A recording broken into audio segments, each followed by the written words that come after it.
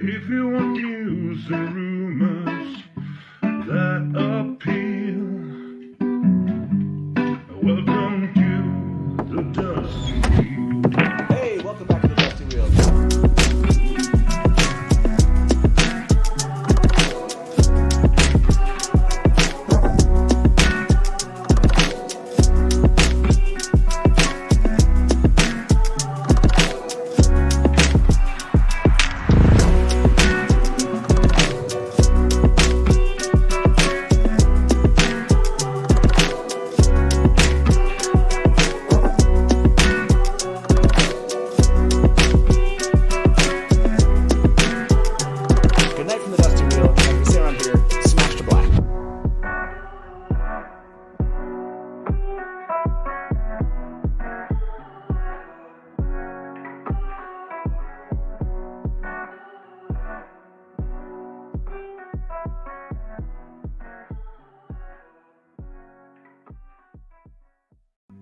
If you want news and rumors that appeal,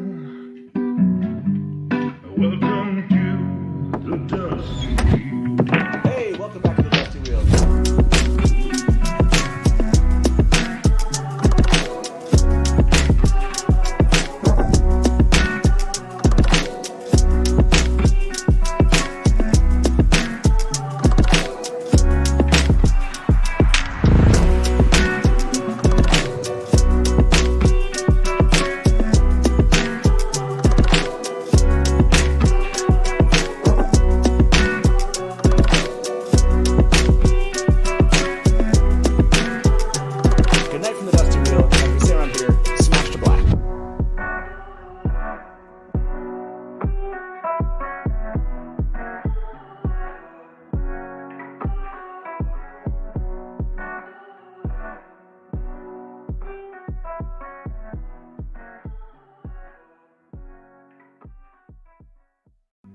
If you want news and rumors that appeal,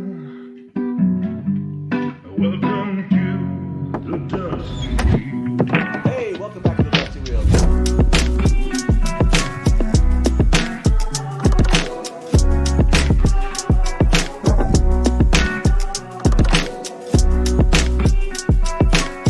Hey, welcome back to the Dusty Wheel. I'm your host, the Innkeeper, and this is our live call and talk show all about the Wheel of Time. Before I introduce my guest, before we get started talking about what's coming here in episode 6, before we get this recap going, let me just remind you of a couple things coming up here at the Dusty Wheel. First up, we have a little fun here. Tomorrow, obviously, is our next live after show. That's right, episode 6, live after show here at 9 p.m. Eastern. That is going to be a lot of fun. I can't wait to talk about this episode. We are so close to getting this one, everybody. It's going to be a blast. Make sure you're back here at 9 p.m. Eastern tomorrow for the after show. And then Friday, I don't have an image to show you yet because I'm going to reveal this answer later. Friday, we have a little special, I don't know what we call it, bonus episode here. We're going to have another live stream interviewing a cast member from the Wheel of Time on Amazon Prime. I put a little poll here in live chat on YouTube. If you want to come answer that poll, we're going to reveal that probably about halfway through tonight's show, and also give you an opportunity to win a raffle, to be one of the few people that can kind of submit a question and ask a question for this cast member once you find out who it is. So we'll do that Friday, 1 p.m. Eastern. Just expect that. We'll get a video up here on YouTube, probably at the latest tomorrow morning. Then we are actually back here, not here at the Dusty Wheel, but we are going to do a live stream, but for a good cause. And this is What a Holiday. Yes, What a Holiday is a 24-hour charity live stream, and this one is for the Lightweaver Foundation. Malkier Talks, another YouTuber out there, is actually sponsoring this. You can go check out Malkier's channel right now and just go prep these, go set reminders. And that's going to be starting, I believe, on Saturday. And we're actually doing ours on Sunday. Yeah, we're going to show up here 11 to noon Eastern. The Dusty Wheel will be on that live stream. So make sure you keep that in your calendars. Show up this weekend. Have a lot of fun with all of these guests that you can see that are going to be part of What a Holiday. So yeah, keep that in mind. And then our final announcement. I know there's a lot this time. Before we get going, Don't forget, next Tuesday, we have this coming up. Yes, that Daniel Henney is going to be on the next episode of Inside the Wheel of Time, the official after show of the Wheel of Time on Amazon Prime. Tuesday, 10 a.m. Pacific. Make sure you're there also for this one. This is a blast. I think you're going to love this one. Okay. Yeah, lots of announcements, but there's so much news to get to. Finally, let's get this going. Let me welcome to the Dusty Wheel my two new guests tonight, Jake from the Fantology podcast and Kat, or as some of you know her as Nynaeve's wifey on Twitter. Kat, thank you very much for being here. Jake, it's awesome to have you both here. Thanks for having us. Oh, I forgot to, you're supposed to do double hand waving. That's tradition here. There we go. Thank you. Yeah, there we go. Okay, so Kat, Jake, this is a lot of fun to have you here. There's so much news to cover, but before we jump into it, we're gonna watch the trailer. For those of you who don't know, episode 6, a kind of preview trailer has gone out there. I'm kind of curious, Kat, what's your thoughts so far? 5 episodes in of our 8-episode first season. How are you feeling? Amazing. I'm loving it. Each episode just gets better and better. I think I'm really happy with it. It's, as a longtime book fan, it's more than I expected it to be. If I asked you favorite, you have to pick one thing about it. Favorite thing about the first 5 episodes. Favorite aspect of it. What would you say? The characters. I think they really nailed everyone's characterization. Even if we're not getting necessarily the exact scenes from the books, the characters feel like themselves. Yeah, people have heard me say this. I absolutely 100% concur with that. And to you, Jake, what have you thought first 5 episodes in so far? Yeah, I've loved it. I mean, there are differences, and I love that there are, and that we can, even like longtime book fans, we can like theorize like what's going to happen next. You know, I love this another turning of the wheel. Yeah, absolutely. That's again, you're not going to get any arguments from me on theorizing about this, that's for sure. So, no, I love that. Okay, we're going to jump in. Let's watch this trailer. For those of you that are watching, we are going to get into spoilers at some level here, so I'll throw that up here just so you have that. There are going to be spoilers. We're not going to go out of our way to spoil the entire books or anything. We'll try to kind of let you know if we're going to go, how far we're going to go into a spoiler. But right now, we're going to be watching the trailer for episode 6, dissecting it, breaking it down. So that's what's coming up here. But I do want to end this poll. Before we do that, thank you very much for those that voted on this. From which group will our special guest from the cast be this Friday? Aes Sedai and Warders is the group that was picked, 48% over Tinkers and Whitecloaks and Two Rivers Folk. So we'll see how close you got here shortly. Okay, let's watch this all together, everybody. We'll probably watch this a couple times. People know how we do this around here. So this is up. It was very nice of Amazon Prime Video to throw this up on their official channel. That makes this a lot easier for us to watch versus pulling it off of Facebook. So yeah, shout out to all of you out there. Here we go. Enjoy. Attend you all. She comes, the Amyrlin seat. I know what Aes Sedai do to men like me. Bring the false dragon. You know what they say about you? That you are weak. I'm worried about him. I'd save him. You're right. The dragon will either defeat the Dark One or join him. Whatever it is you're up to, we should accomplish it quickly. There's no turning back. Okay, let's do it again. Attend you all. She comes, the Amyrlin seat. I know what Aes Sedai do to men like me. Bring the false dragon. You know what they say about you? That you are weak. I'm worried about him. I'd save him. You're right. The dragon will either defeat the Dark One or join him. Whatever it is you're up to, we should accomplish it quickly. There's no turning back. Okay. With that setting there, I want to ask you, Jake, go to you first on this one. What's the one part of that? I know there's probably many, but like what stands out to you the most? What was most interesting about that trailer? It's such a small part, but it has me, again, like trying to theorize how things are going to be different and the same in the books. But when Matt says, I know what, Aes Sedai do to men like me, I'm really interested in how they're going to just continue his story. I'm not really sure what the protocol and spoilers are here. Oh to be yeah, honest, so full. You can go full spoilers. Full Obviously, spoilers. if it's going to be late in the books, right? Right. Let's just warn people how deep our spoiler might go. But yeah, we're absolutely full spoiler show tonight. Okay, cool. Yeah. So like, are they going to heal him completely from the dagger in the next episode, or like how is that going to play out? And then along with that, I'm really excited to see the Swan Moiraine dynamic on screen.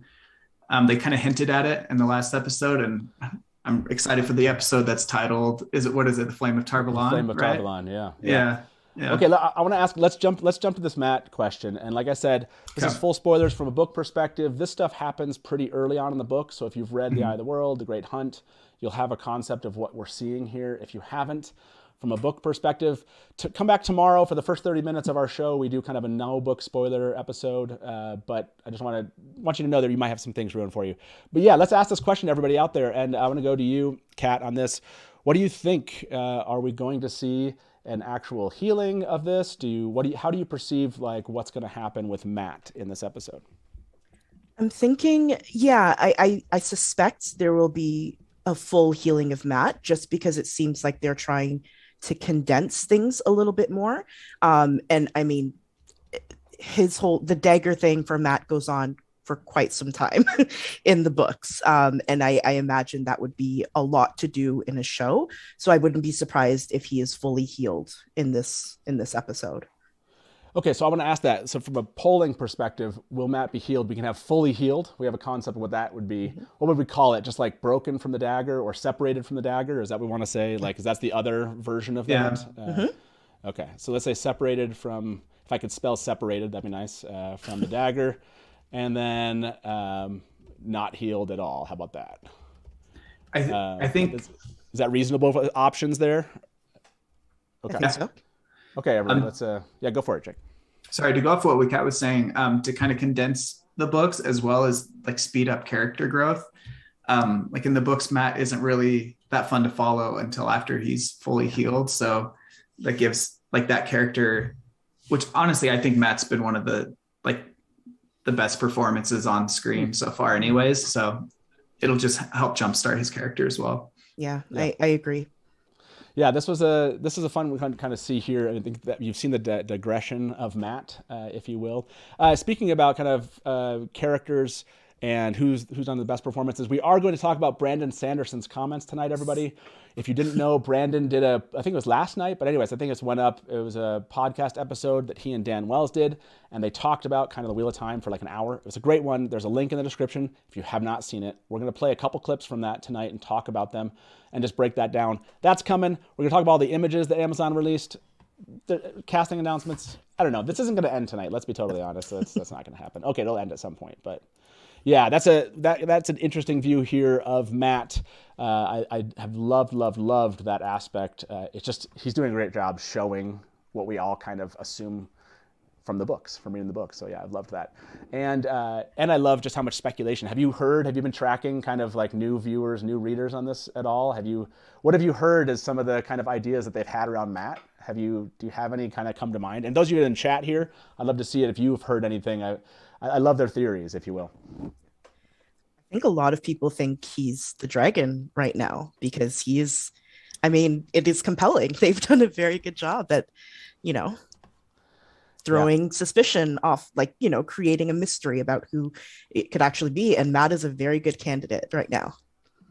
Yeah, I think this one is. I think this is an interesting aspect of the entire season because honestly, there are points where I'm like, I don't think they would make that change, but they could. So yeah, every time I'm like, no, but they're not going to, but they could. So it's funny that it kind of pushes us to think that way. Jake, have you heard any other theories about what this is? Yeah, there's this ongoing thread at Reddit. I don't know if you guys, or Reddit thread. I don't know if you guys have seen it, where someone's approaching who is the Dragon Reborn based off of this statistical approach. So every episode they'll gather more data and apply it to their model. And it's been really fun to see. And I think right now that specific user, Matt's kind of dropped down a little bit because I don't know how, what they've collected for it, but they've said that they think it's more dagger related, all of his issues. Yeah. Which to me, I think trying to see it as a non-biased like book reader, I think they're doing a really great job of throwing off these like trails of misdirection and everything. I think I would have guessed Matt was probably it, but yeah, no, that's a good. I'm seeing this comment. Thank you very much for the tip, Ting Chao. It says agreeing with others in chat. Fane will take the dagger. So, do you like that, Kat? Do you like that idea that Fane is? We know Fane's there. Yes. Do you like this theory? Do you ascribe to this theory that Fane will be related to the dagger in this while they're in, I guess, Tar Valon here?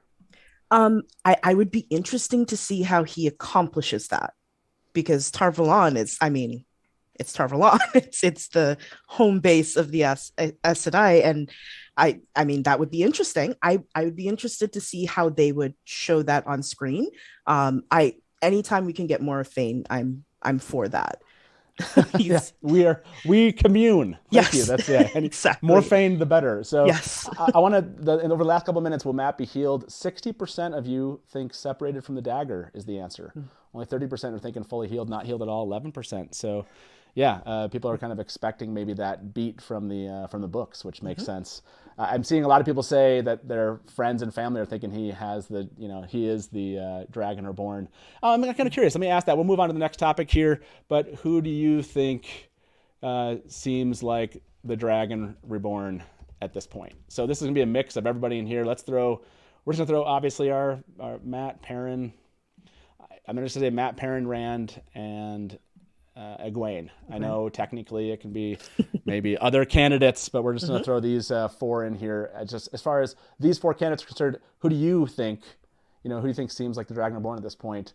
Obviously, take off your book reader glasses and just go by what you've seen, if you will. Okay, so Kat, while people are answering that question, I'm going to jump to you as far as this trailer is concerned. What stuck out to you the most, and what do you want us to kind of maybe dive into? The tower. The sets in general on the show have been stunning, but especially the tower. I can't wait for that scene with Logain in the exactly in the throne room in front of the Amyrlin seats, and Moiraine and Liandrin and Alanna, they all have to answer for what happened, and it's gonna be good. I can't wait. Yeah, that one right there. We're gonna play that clip a little bit later. If you've seen this, there is a clip of this moment that's on screen right now. They played this at the CCXP. Honestly, I don't know what that is, but I think Rosamund Pike and Alvaro Morte were guests, and they played this clip. It was actually like a minute or so long. It's rather long, and so we're gonna play it and dissect it. But yeah, this was it something? Do you like how? Maybe that's the question I have for you, Kat. Is do you like how they've kind of showing us scenes that we didn't see in the book? As far as like we get Logain's story early on, we see him captured, we see the gentling, we see these kind of things happen differently than in the book. Are you liking this approach that Rafe and his team are taking? I am. I think it just makes it broader. It makes a bigger world. I think people get to see right off the bat what the different dynamics that are at play in this world. So it's not just focused on the Two Rivers folk. It's bigger than that. And I think including, because these are all things that happen in the book. We just don't see them played out in the book. So I think it's a really clever way of introducing, new fans to the Aes Sedai and, all of these different parts that you don't really get into until a little bit later. It's all really compelling. The tower and all of that has always been one of my favorite parts of the Wheel of Time series, and so I'm delighted by it.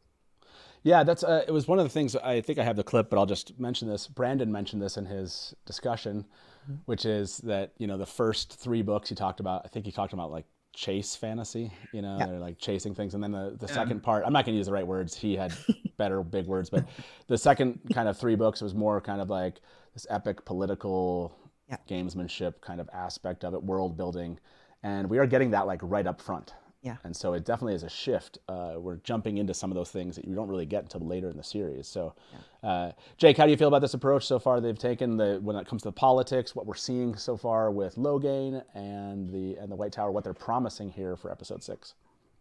Yeah, I'm loving it as well for all the same reasons. I mean, kind of touching back on what Brandon Sanderson said on his latest episode, it seems like people love the Wheel of Time books due to that segment of like books 4 through, I mean, whatever issues people have with what they consider the slog, but just that like expansive world building where everything just grows exponentially. And I like how they're throwing that in from the beginning.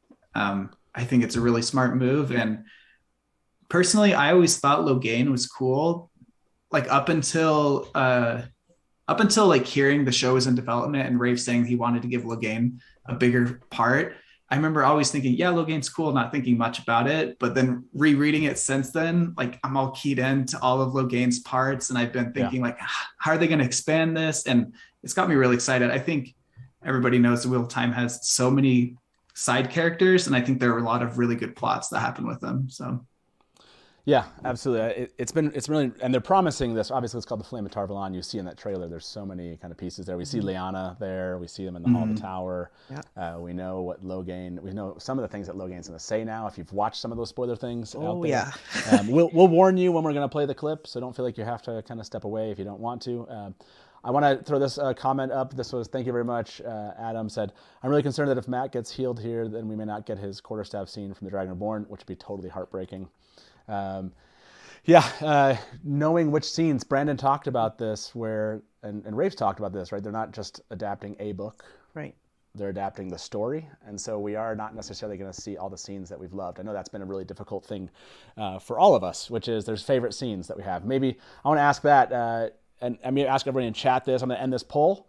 About over 400 you vote on this one. Who do you think seems like the Dragon Reborn at this point?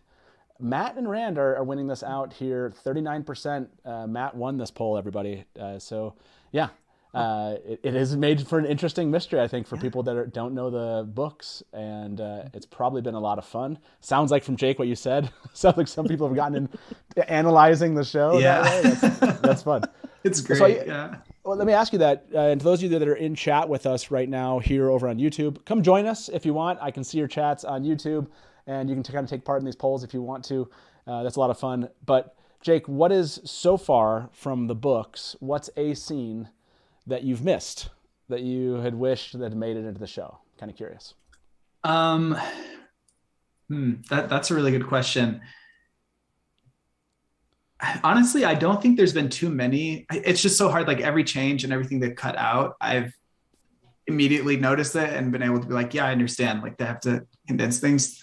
Obviously I would have loved to have Elias in the show so far, but I don't feel like, I don't know, super disappointed because I understand the reasoning and I get that, but I just think that whole scene in the book was really cool to show the awakening of Perrin's powers and then from there, like them being chased by the ravens and stuff. That, I don't know, that whole segment, but yeah, that's one that's, is it, Kat, I see you shaking your head. Is that the one you would have picked so far? That was 100%. That's instantly what popped into my head. I would have loved to see them in the setting. Like, you know, that, like you said, I like that whole sequence in the books, but I'm not at all unhappy with how it's unfolded on the show. I like what they've been doing so far. And that, you know, Perrin, I think Perrin's whole thing is hard to adapt on screen. It's easy to do in a book because you can, you know, it just translates better, but on screen it's tricky. So I get it why they've, you know, taken things out, and who knows, we may see Elias sometime in the future. It's always possible. Yeah, that's true. Right. Like you don't know where they're kind of adding, subtracting, or plan to add back in. So yeah, that's a good point. So I'm seeing some people mention Caemlyn. You know, we know that Caemlyn is not going to be in this season. So if you haven't heard that, Caemlyn is not going to be in this season. We know that that's going to be the case. I see that showing up as kind of a number of things. The Tam flashback is what someone put out there. Patty, you know, that's a good one. Yeah, that Tam flashback would have been great. So yeah, That I might see- still pop up though. Oh, Later in the yeah. season. Yeah, no, that's true. You may still get it.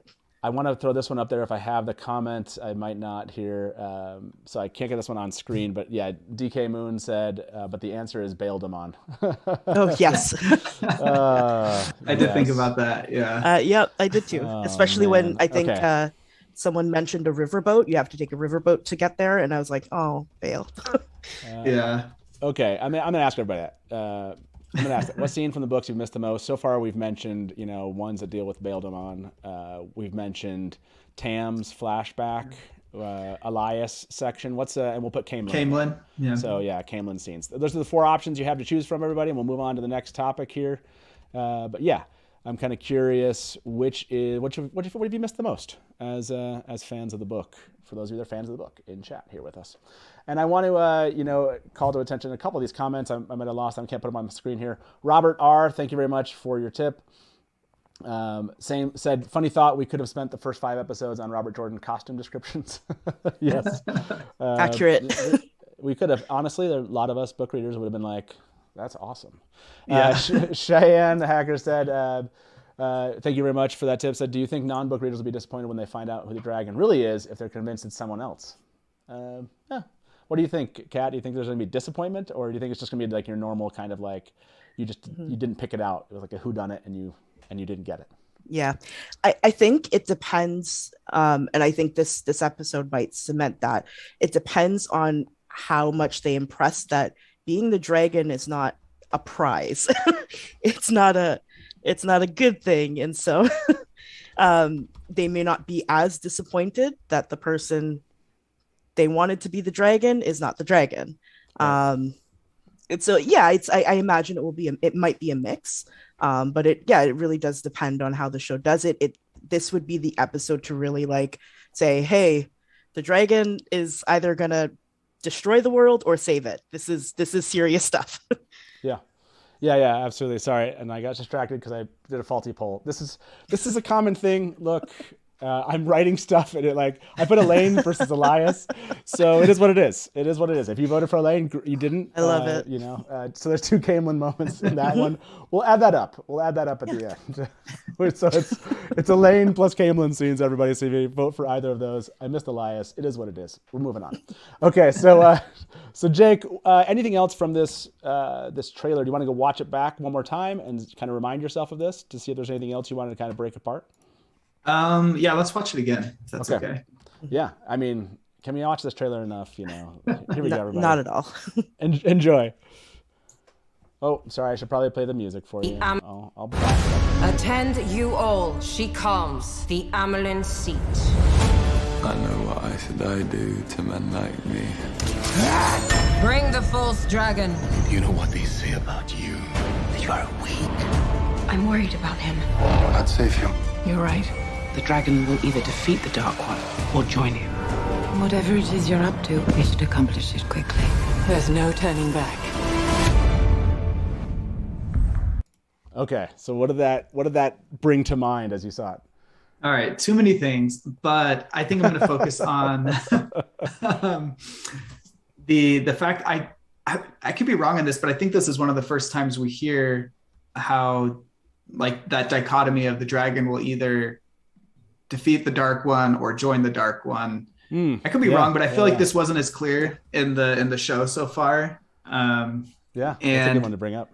And I think it, like you were saying earlier, Kat, like being the dragon isn't this prize that you really want to win, and like I'm interested to see like emphasize that. And was that Swan saying that? Was that her voiceover? It sounded like it. Like her. Yeah. I would have bet that was her. Yeah. It sounded, because I think we got there in another trailer, we got a bit of her voice saying something similar, or the Dark One is coming, or something along those lines, and it sounded like that voice. And so, and so her saying that again just gets me like, what is the dynamic with Swan in relation to the rest of the tower and Moiraine? Like, why is she the one saying this? Like, I don't know. I've got so many little hypotheses in my brain going on right now. I know. So many questions. Okay. I want to jump at that. we'll get rid of this faulty poll that over 500 of you voted on. So look at that. You made it through a faulty poll. What scene do you miss the most? What I love is that Camelin had 2 answers, and still, I believe, even with Camelin's 2 answers, Bail Damon won. So Bail Damon was the one you missed most. I did see a lot of people were saddened because they couldn't choose Elias. So we don't know yet if Elias would have beat Bail Damon. That's something maybe if you want to remind me at the very end, we can do a final poll for people that are still around. Kind of curious here though, when do you think, we're talking about the Dragon Reborn, when do you think the Dragon Reborn will be revealed? So Kat, what do you think? Episode 6? We'll say episode 6. We'll say episode 7, 8, and then we'll just say not revealed ever, like not in season 1. Here we go. When do you think the Dragon Reborn will be revealed? And we'll ask that. So yeah, what are your thoughts there? You know, like Jake was bringing up, Swan was talking about that. You like, what are you feeling about this whole concept of Dragon Reborn and maybe turning to the Dark One? Yeah, their approach here. Yeah, I think they're trying to ease. They're trying not to give viewers, especially new viewers, too much information too quickly, and so they're trying to sort of control the flow of information that's coming out. And so, as we've progressed through the episodes, we've gotten more and more information on the dragon. And so we got Tom talking about men who can channel, and like we've been getting little bits and pieces as we go along. And this episode, it makes sense that we would get more exposition on the Dragon Reborn and exactly what that means for like in the larger context of everything. And so I like the way that they've been doing it. Yeah, they're having to kind of walk this tightrope now that they've set this mystery up, right? They have to make sure that they keep it, right? They're moving it, if you will. So yeah, that's a good point. I see this answer from Anas said, we could have an episode 6 or 7 ending as a prelude to the reveal of the dragon. Elida's foretelling, but maybe it's Swan or someone else saying it. Jake, do you like that idea? That there's like some other someone besides Elida has the foretelling and we get something like that? I think that could be cool. Yeah. I don't know if this would be good or not, but I kind of have this idea of you just find out Rand can channel in like the last bit of episode 8, and then they don't actually say whether he's a Dragon Reborn or not. And this is just like another data point for everyone's speculation going into season 2. But that might be just prolonging it too much. That's too much. Yeah, that would hurt people too much. Yeah. I love that. I like Shelley said, thank you very much. Shelley said, crazy theory, the cold open is going to be the Aiel War, Blood Snows, and we'll see Moiraine and Swan as accepted, and maybe Lan and a baby dragon. So yeah, their cold opens have been really, really fun so far. Fantastic. What's been your favorite? We've had 5 so far. Kat, do you have a favorite cold open? So I don't know if my Twitter handle gives it away, but my favorite character is not at all. Is Nynaeve. Not at all, right? No. I loved the cold open with her, being dragged off by the Trolloc and then fighting off the Trolloc and killing it with its own weapon. That was thrilling to me. But the White Cloak's cold open was terrifying and incredible. So between those two, I think for me. Yeah, I still love the Nynaeve one. I'm such a fan of that cold open. For you, Jake, was there a favorite so far? Yeah, I mean, I honestly can't remember what episode 4's cold open was. But oh yeah, that was Logain. Yeah. Logain was I would say the same though. I think Matt's character has shown so much this season. I think Nynaeve is right up there. Like to me, those are the most interesting characters we have, and so. The cold open, I think that was episode 3, like you're saying, where, I just loved how the episode before it ends and she's back, and then you get to see her journey. Yeah. And then also the White Cloak one. I mean, they're just stepping up the White Cloak threat in such a cool way. And then just the way that scene ended, like the reflection of the goblet, and it's 2 and 3 are really amazing. So over 500 of you voted on this one over the last couple of minutes. When do you think the Dragon Reborn will be revealed? 55% of you believe episode 8. I love there's some that you don't believe, that you think they're going to hold them over until the next season. 5% of you say not in season 1, but it's at 7 or 8 is where people think this is going to happen. That makes a lot of sense. Yeah. Okay, so I know we got a bunch of comments here. Let me try to cover them here. This goes to Nynaeve here. Samantha, thank you very much, said, can we talk about Liandrin stealing Nynaeve's hairstyle? I guess she really did like her braids. Kat, do you feel like that's what's happening here? That we're kind of seeing like Liandrin kind of adopt this, if you will? Do you think that that's what's happening, or do you think no, Liandrin already was there? Those so I think because she's the Terrebonne braids, I think they're a thing in the books, and so I think that's what we're seeing. But I mean, it's possible that she is also. Liandrin's she has some moves. She has some things that are going on. So I wouldn't put it past her. A nod, maybe. I like it. Robert R. said, theory, I don't think that Matt knows he is sick from the dagger either, which gives him credence to think he is going to start channeling and get gentled. That's been an interesting idea there, too. I don't remember that from the book. Am I forgetting that Matt was even aware of this in any way? Yeah. As in that he would have associated those things. We don't get in his head, so it's kind of hard to know. Yeah. Right. It doesn't seem like he's aware of the dagger's influence. Like he's aware something is going on, but I don't think he really understands. It's not really until like Moiraine is like, they're like, oh, this is what's wrong. This is the issue. Yeah. And I think they did that really well, actually. Like, he shouldn't be aware, right? That's the insidiousness of what's happening to him. Yeah. Okay, I got to ask this one. Lesbian Nerdy said, we're all ignoring the most important question, where's Bella? Okay. Yeah. Do we actually believe, if either of you believes something's happened, that Bella's not coming back, we'll do a poll, we'll talk about it. But do either of you believe, Jake, do you believe that Rafe... No, yeah. No, we don't need to. At No the very least, fan believes that Rafe would do something to Bella. That would just be the worst plot breaking you could do. Yeah. That would break that. You're saying that would break fandom. It would be it would be a moment. Doesn't matter who the Dragon Reborn is. No. If Bella is dead, Absolutely. if she's not there for the last battle, I mean. Oh yeah. Yeah, exactly. Okay, so we've got to talk about some of these. Let me just get through these last couple comments. This one's interesting. Jojo B said, there's no turning back. I'm wondering if the painting is from Moraine's past. Pre-White Tower, it's bothering me the most. Haha, need answers. Yeah. Okay, we see this play prominent again in this trailer. We see this show up. Do you have any more theories on this, Kat, of what we're seeing there? So I think my shipper brain is thinking it has something to do with Swan. Mm-hmm. Okay. I don't know what that is, but that's what my gut is telling me. It is something to do with her past for sure. It is something important to Moiraine enough that she keeps it hidden away from everyone else. And Swan is that it makes sense that it could be connected to her.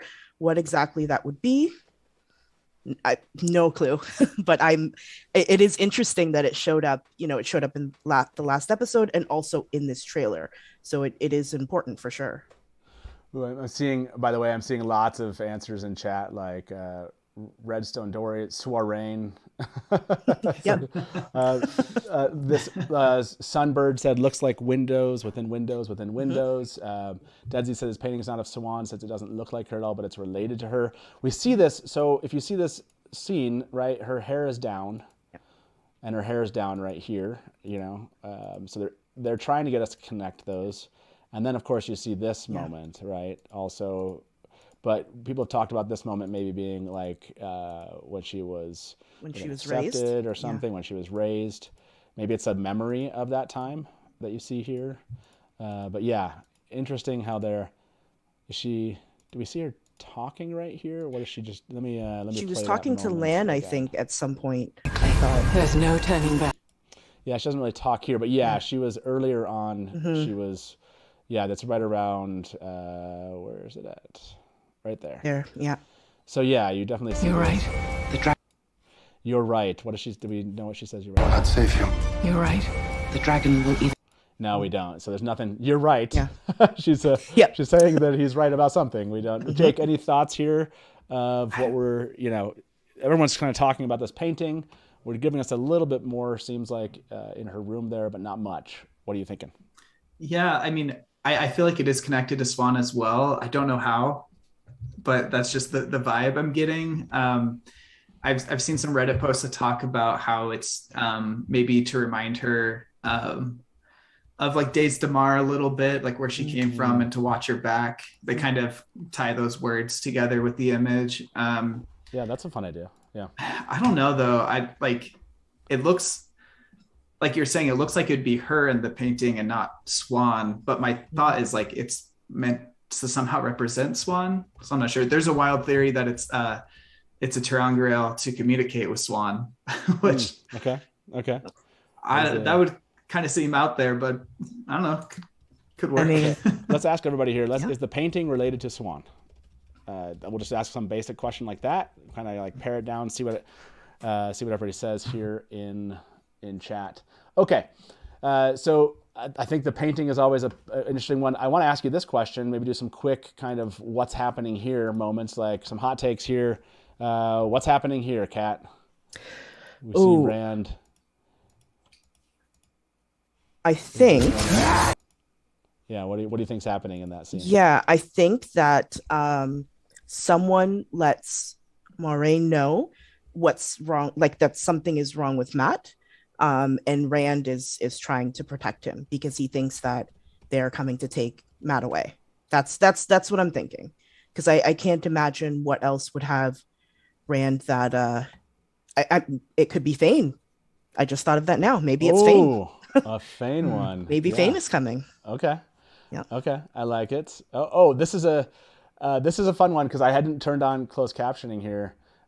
Tend you all. It's not really done when she comes, I guess, the Amyrlin seat. I know what I should do to manage me. And interesting. Sometimes we kind of pair what's on the screen with the scene. So the Amyrlin, is that a valid even guess here? So I love Fane. That's a fun one. Okay. So yeah, what do you think, Jake? What's going on in that scene with Rand basically taking that sword out? I think it's Moiraine coming in to try to heal him. Okay. If I had seen this clip last episode, I maybe would have thought it was his reaction to Loyal or Loyal, but I think it's gotta be Moiraine. Right. Okay. So I like it. And let me kind of break from that one. Let me answer this poll here. Is the painting related to Swan? It was 432 votes, or almost 450 votes. We'll end that one 63 to 37. 63 to 37. So, So I actually, for some reason, I thought that was gonna be more, just because I've heard so many people say Swan. But let me ask that question. I want to ask this one about, why, who is Rand raising his sword to? How about that? And I like Fane. You came up with Moiraine. Do we have any other? Are we gonna throw Swan in there? I'll throw Swan in there. Yeah. Is there another rational answer here? Because like you just said, Loyal was Liandrin. Ooh, possibly. Okay. Yeah. Okay. So Fane, Moiraine, Swan, and Liandrin. Are we good with those? Who's Rand raising his sword to? So, okay. I like that. Let me ask. I saw like request for more polls. I know I gotta keep chat, satisfied out there. So we gotta get the polls going. Okay. I just had to send Taylor a note. Okay. Let me ask. From that, let me jump to another one of like what's happening here. There was something that was like close to the end. Oh yeah, this. I guess we have an idea because we've seen other images of this part, but we see Perrin laying down here, and we get this feeling like, obviously, at first I was like, we saw an image of this I think before, but then we get the images. So let me show some of those images here. That obviously, I guess that one we don't have that. Well, yeah, we have this one right here, everybody. So these images were released by Amazon. These are official stills of the episode. So yeah, we see Moiraine and Egwene with Perrin here. So I guess they didn't really they didn't care to keep it secret. Did they just assume here, Jake? It was like, yeah, they're gonna make it. They're gonna make it. You don't need to know they're not gonna make it. Is that they just no mystery? It was like just giving us this piece. Yeah, I'm not gonna be surprised if it's kind of like they're just there, kind of like when Nynaeve finds Matt and Rand in the last episode. Yeah, you have these two. By the way, hopefully you've enjoyed this. For those of you on social media over on Twitch, Twitter, and Facebook, hope you've enjoyed this sneak peek. We're going to be going for another hour plus. We're going to be doing a giveaway. I'm going to announce who the special cast member guest is going to be on Friday here. If you want to be part of the mug giveaway we're going to do later, if you want an opportunity to maybe ask a question to this cast member, you got to come over on YouTube and be part of chat. That's the requirement. So just come look us up on the Dusty Wheel over here. And otherwise, like I said, Facebook, Twitter, and Twitch, we'll see you all soon. If you're here on YouTube, stick around. Let's keep talking about this stuff. So, sorry, go ahead, Taylor. Are you good? And this poll so far almost has 500 votes. Who is Rand raising his sword to?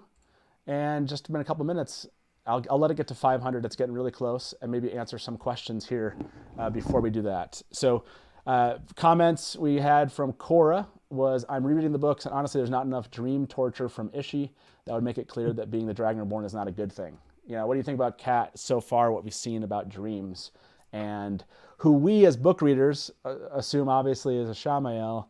You know, do you like the approach they've taken or not? That would be maybe one of the things that I've been, I don't know that disappointed is the right word, but I've been confused as to why they haven't done more of that.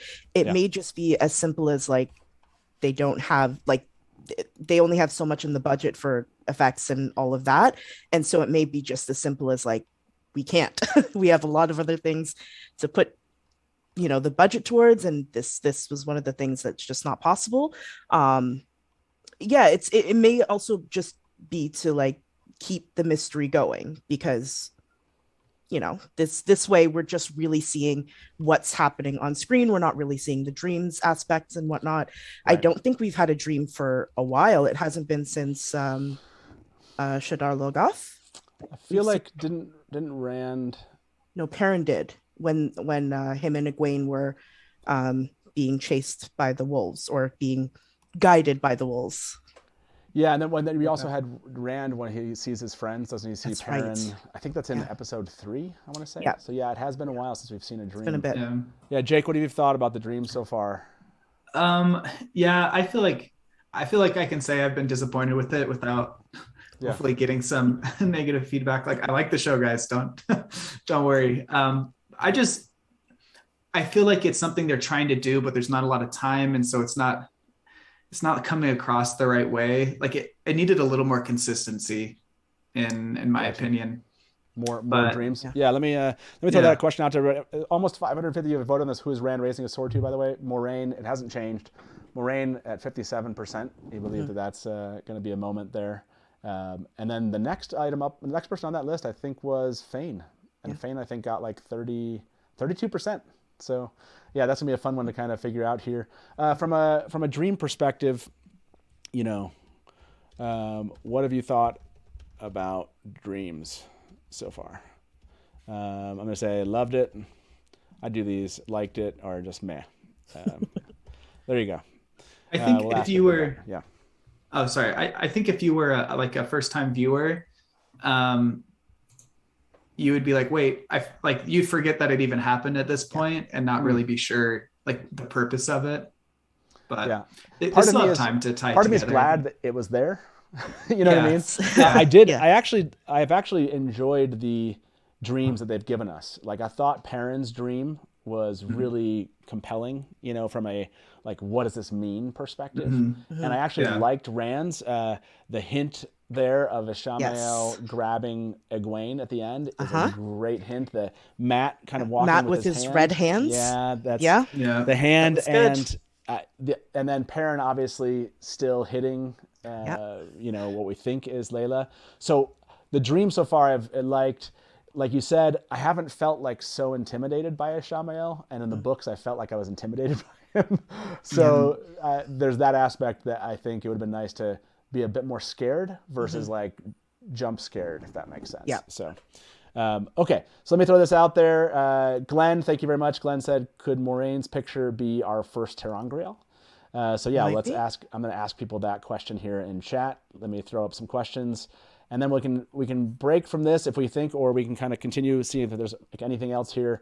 Darius said, I think Nynaeve is going to have to suck it up and ask Moiraine for help healing Matt. Okay. Yeah, most of you thought it was actually Moiraine there that Rand was holding a sword to. So, yeah, interesting thought there, Darius. Appreciate that. And then I know that Josh Eves said episode 6 believes that it's a cold open as Moiraine Swan flashback, and Rand and Matt attacked at the inn. Fane steals a dagger from Matt and leaves a dark prophecy. Ooh. I like mixing all those together. That's a good one. That's a good mix of kind of like what's happening here. So yeah, thank you very much. And yeah, so appreciate that. And we'll get this last comment here shortly. Okay. And by the way, we're going to open the call lines. Not yet, everybody. We're going to open those soon. We'll open them probably in like the next 20, 30 minutes. Like I said, I'll do an announcement. Anything else to both of you from the actual trailer itself that you recall that you think is kind of an interesting thing to break down? We have to talk about this, right? We haven't broached this topic. That's right? literally what I was about to say. Yeah. Okay. So yeah, maybe Kat, speak to this. It looks like you see the fang here. So on that, and then you right before that, don't you get like a shot of this? Definitely looks like the hand of. So who do you think this is as far as what we see going on here? It looks like the hand of younger Swan's father from the that promo picture that we got. And so my thinking is that we're going to see a flashback of Swan. Obviously, you know, she lived in and grew up in Tyr, and channeling is a no-no there. And so I can see them doing, you know, like people find out she can channel, they attack her family's home and sort of drive her out. And that's what we see. Like that's sort of that burnt thing. Cause it looks kind of like the fishing, like it kind of looks like a shack or something like that. Yeah. It looks like part of a house. And so that is my thinking. Yeah. What do you like that, Jake? Do you kind of take that? Do you think that's what we're seeing here in this kind of little clip and those images, or do you have a different interpretation? No, yeah, honestly, I hadn't like put that all together, but that makes so much sense. And there's like, I think bamboo looks like it's charred there. So it's gotta be like that's the same area, right? Mm-hmm. Yeah. It's one of those where you're like, are they showing us two things that are not related and they just want us to believe they are? But yeah, exactly. Love your theory. Okay, I'm going to ask everybody. Do you in chat here? Almost over 500 you voted. What have you thought so far about Dreams? Liked it was 46. Meh is 38. So it seems like you know, for the fans here, they want some, you know, upping of the game of Dreams. That's what I was like. Liked it. It seems like there's lots of room for, at least among fandom, you know, improving upon what fans here, obviously 529 of you voted, I think. So let me ask, does everyone, do you agree with Kat's breakdown, with Kat's theory on Swan? This on what do you call these, on these images? I've thought about this way too much. Well, no, there's no such thing as too much. I thought about it so much today.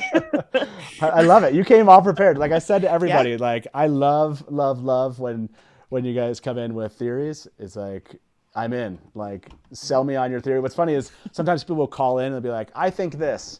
And then I'll ask people in polls, like, is this what you think? And then they'll tell me why. And I'll be like, you needed to tell me why before I asked everybody in the poll. Like, that's not helping your case. People need to be convinced of what they're seeing here. So that was obviously something new that we know, I think, from casting announcements over the last 2 years, if you're following this, right? I think that we believe that Swan had been, like a younger Swan had been cast, yes. Right? Mm-hmm. So it would, I think I like your interpretation, again, connecting to those images. Like you went to like the whole tier aspect. You were all like prepared. And by the way, I had a cork board of like all the strings attached, and By the way, already 300 people have voted like in the last 2 minutes, or maybe in the last minute, and 94% agree with your interpretation. That's a resounding yes. I would call that. Okay, so while people vote on that one, let me look through this really quick here. We have this moment, and I don't know if I want to speak to this. We have Swan kind of standing out here, what looks like in the city itself. Any notes here that we want to add before we move on from this one? She looks tired. Poor Moiraine. She's she looks just really tired. I think this is, she's been looking for the dragon for years. She's been traveling for years, and this whole thing has been, I'm sure, very harrowing because everything has just happened very quickly. She almost died. It's, she lost the Two Rivers folk, and now she's here in Tar Valon, and there's all this political stuff, and I think she is tired. Yeah, I think that's a good explanation. I would imagine, considering everything that's gone on for the last 20 years, it's a good. It felt like that somewhat. Actually, I think when you get to the Great Hunt, right? Like that's how I overwhelmed with everything that's gone on. Okay, so we're about an hour in. Oh my God. I know there's so much to cover, but we had to break down that. Like that's the whole coming in and talking about this is that's what we're here to do. Yeah. So I do want to jump through these images really quick, and then like I said, once we jump through the images, we're going to take a moment, do a raffle. Not yet. No one freak out on the raffle. There's no raffle yet in chat. You'll get kicked out in chat. That's just what happens if you raffle early. But I'll announce who my guest is going to be, talk about that for a moment, and then we'll, like I said, raffle probably 2 or 3 questions out to those of you that are here, that showed up. I really appreciate your support. And then we'll get back to kind of some Brandon Sanderson comments, some casting announcements. We'll end the show that way. So, but let's jump through these really quick, and let's see if we. Whoa, that's like super zoomed in. Yeah, this is a nice shot of Matt with that dagger. That's so great. I don't know if there's anything here that we're really seeing to add on to this. Jake, any thoughts on this one? Do you want to add, or do you feel like we've kind of I feel like it'd be part of that same sequence of Moiraine coming in to heal him. I don't know if we're going to get that same thing we get from the books, but that's the vibe I'm getting here. Yeah.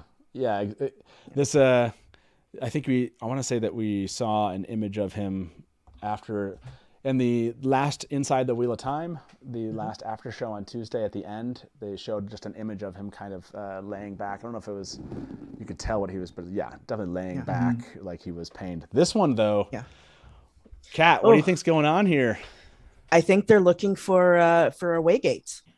I think Loyal is helping them search for a Waygate. I think they're trying to find a way out of Tar Valon, and they need to, I think Loyal is trying to help them find a Waygate, the one that's located there. It's not like dinner that night or something in Tar Valon. That's the other. That was my second option. It was just like, this is my favorite place to eat when I visit. I know. These are the best buildings that have ever been built. He wasn't like giving them a map of you didn't know this. So yeah, I think that's a pretty good guess. Can you imagine trying to order dinner with Loyal? with Loyal. Just. I like this. Do you agree with Kat's theory on these images? Over 400 people voted and 92% said yes. So, okay. So we'll ask this one then, is Loyal helping them find a Waygate? Do you want to add anything to that? Or are you sold on that idea, Jake? My only thoughts are I assume that's a map of Tar Valon then, but it does look like the Waygate is outside of the city. So I don't know. Yeah. I wonder how the map's really going to play into that, or maybe it's a map of Randland and he's showing where Waygates are to show if we take this Waygate, we can get out near Faldara up here or something like that. Yeah. I like that idea. By the way, just Kat, your comment about she looked tired, it almost feels like she deserves this moment. Yes, she does. Yeah. It's just like, I need a moment. She needs a moment. She needs some time by herself. Yeah. Tea fixes everything. Yeah, I don't know. I didn't zoom in to see if we're going to see anything else here in this image. Obviously just in repose here, kind of just hanging, chill, relaxed. Yeah, Jake, anything on this one? Or is this just like we should celebrate that she has some relaxation? Yeah, a much needed break. Maybe this is her pre or post meeting with Swan, either decompressing or stealing herself. Ooh, yeah, like I like that. Yeah, that's a great one. Well, I mean, because then we know this obviously shows up here. It looks like we're finally getting the Waygate. I saw someone comment. Fans, I love my fellow book fans. You guys are awesome. I saw somebody comment like that doesn't fit in your basement, which I love. That's such a book fan comment. I love it. Yeah. Like at some level, I love book fans. Yeah, at some level this is the Waygate that we have, and so I like that our decompression techniques are just to pun or meme or make fun of the fact that would not fit in a basement. I love it. So yeah, I think this image, I want to say the next one, we get another image of her here. We've seen in trailers, you see like them riding up the hill, right? It suggests this. I know if you watch the Dusty Wheel, in the past, I don't have this image. In the past, I've thought there was somebody standing next to what we think was Loyal. So it feels like we're going to get an answer. And I can just tell you, if I was wrong, don't expect me to respond to you. Okay? No. if you want to troll me on social media, you feel free, but don't expect me to respond to you. I probably will respond. That's a lie. I will respond. I'll be annoyed that I was wrong. I still have the 7 Towers of Malkir. I still have that theory. You still have that theory? That's the one. That's the hill you're going to die on, right? Look, it's one of the last hills that I have to die on at this point from all of the images. Okay, so yeah, that's right, Kat. I'm going to die on that hill. I love it. I respect that. And this is a shot of Liandrin, just like an awesome shot of Liandrin. Oh my God.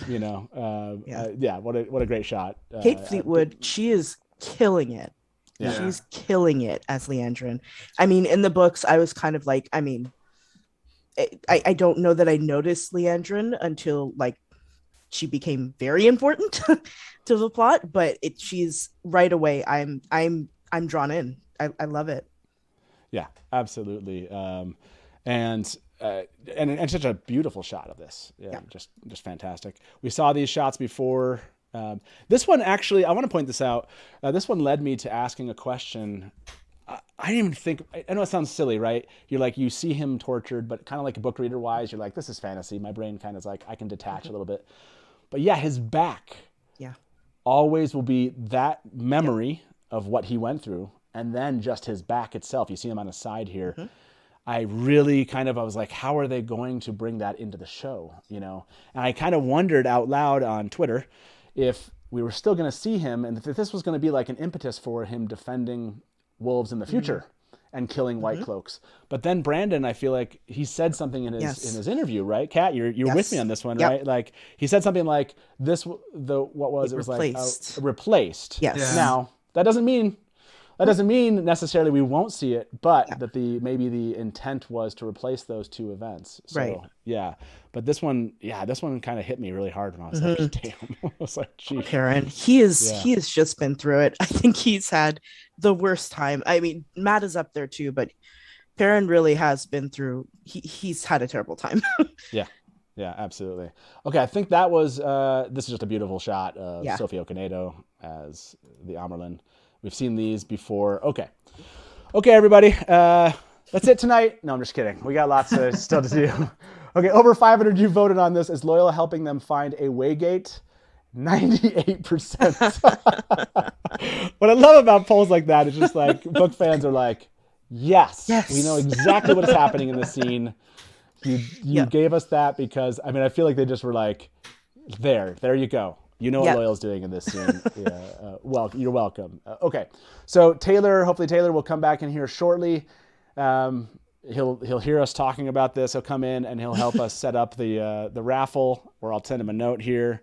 Okay, so while Taylor comes back in, no one enter or join the raffle. But if you do want to be part of this, stick around and chat. It's going to come up here soon. If Taylor's awake and he hears this. So I'm sure he'll show up here shortly. Yeah. So while we wait for Taylor to kind of set that up, and I'll also kind of walk through this. You all guessed what this might be or who this might be, and you said that you thought it was related to the Aes Sedai and Warders. So just as a reminder, what we're talking about here is I'm Friday at 1 p.m. Eastern. I will be interviewing a cast member, and I made a post here on Twitter. I was really excited about this because this is something that I was hoping would happen one day. And let me see if I can find the image here, everybody. I will find that one here shortly. But Taylor, did you want to set that up for us? I can't because you're finding the image. Oh yes, that's true. Taylor's like, no. Because we actually share a mouse here, so I'm gonna open up this image, and then I'll give Taylor the mouse, and he can. So let me ask you, Jake, do you agree with this? Do you agree with this idea that you think this is? Go ahead, Taylor. Do you think this is a special guest is from the Aes Sedai and Warders? Do you think it's from the Tinkers and Whitecloaks, or do you think that this cast member is from the Two Rivers folk? I voted Tinkers and Whitecloaks. Okay. Who are you thinking then? Like who dominated that thought? I was thinking either Aram or Valda.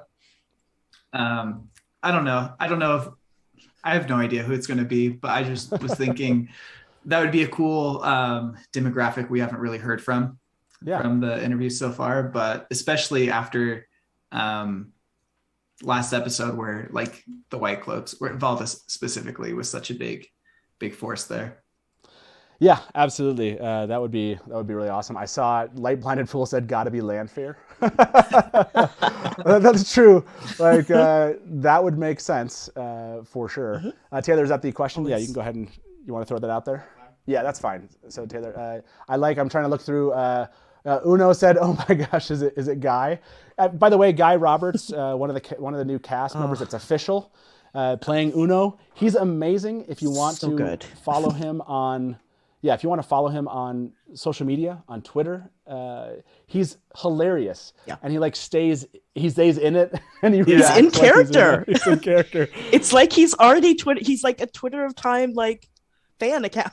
It's so good. Yes, exactly. That's been the fun thing is he's just kind of talking about it, and he is a fan. So if you ever kind of wondered, who sometimes the people are that they cast, he's been reading the books he wrote since 1990. Taylor, go ahead and add that if you.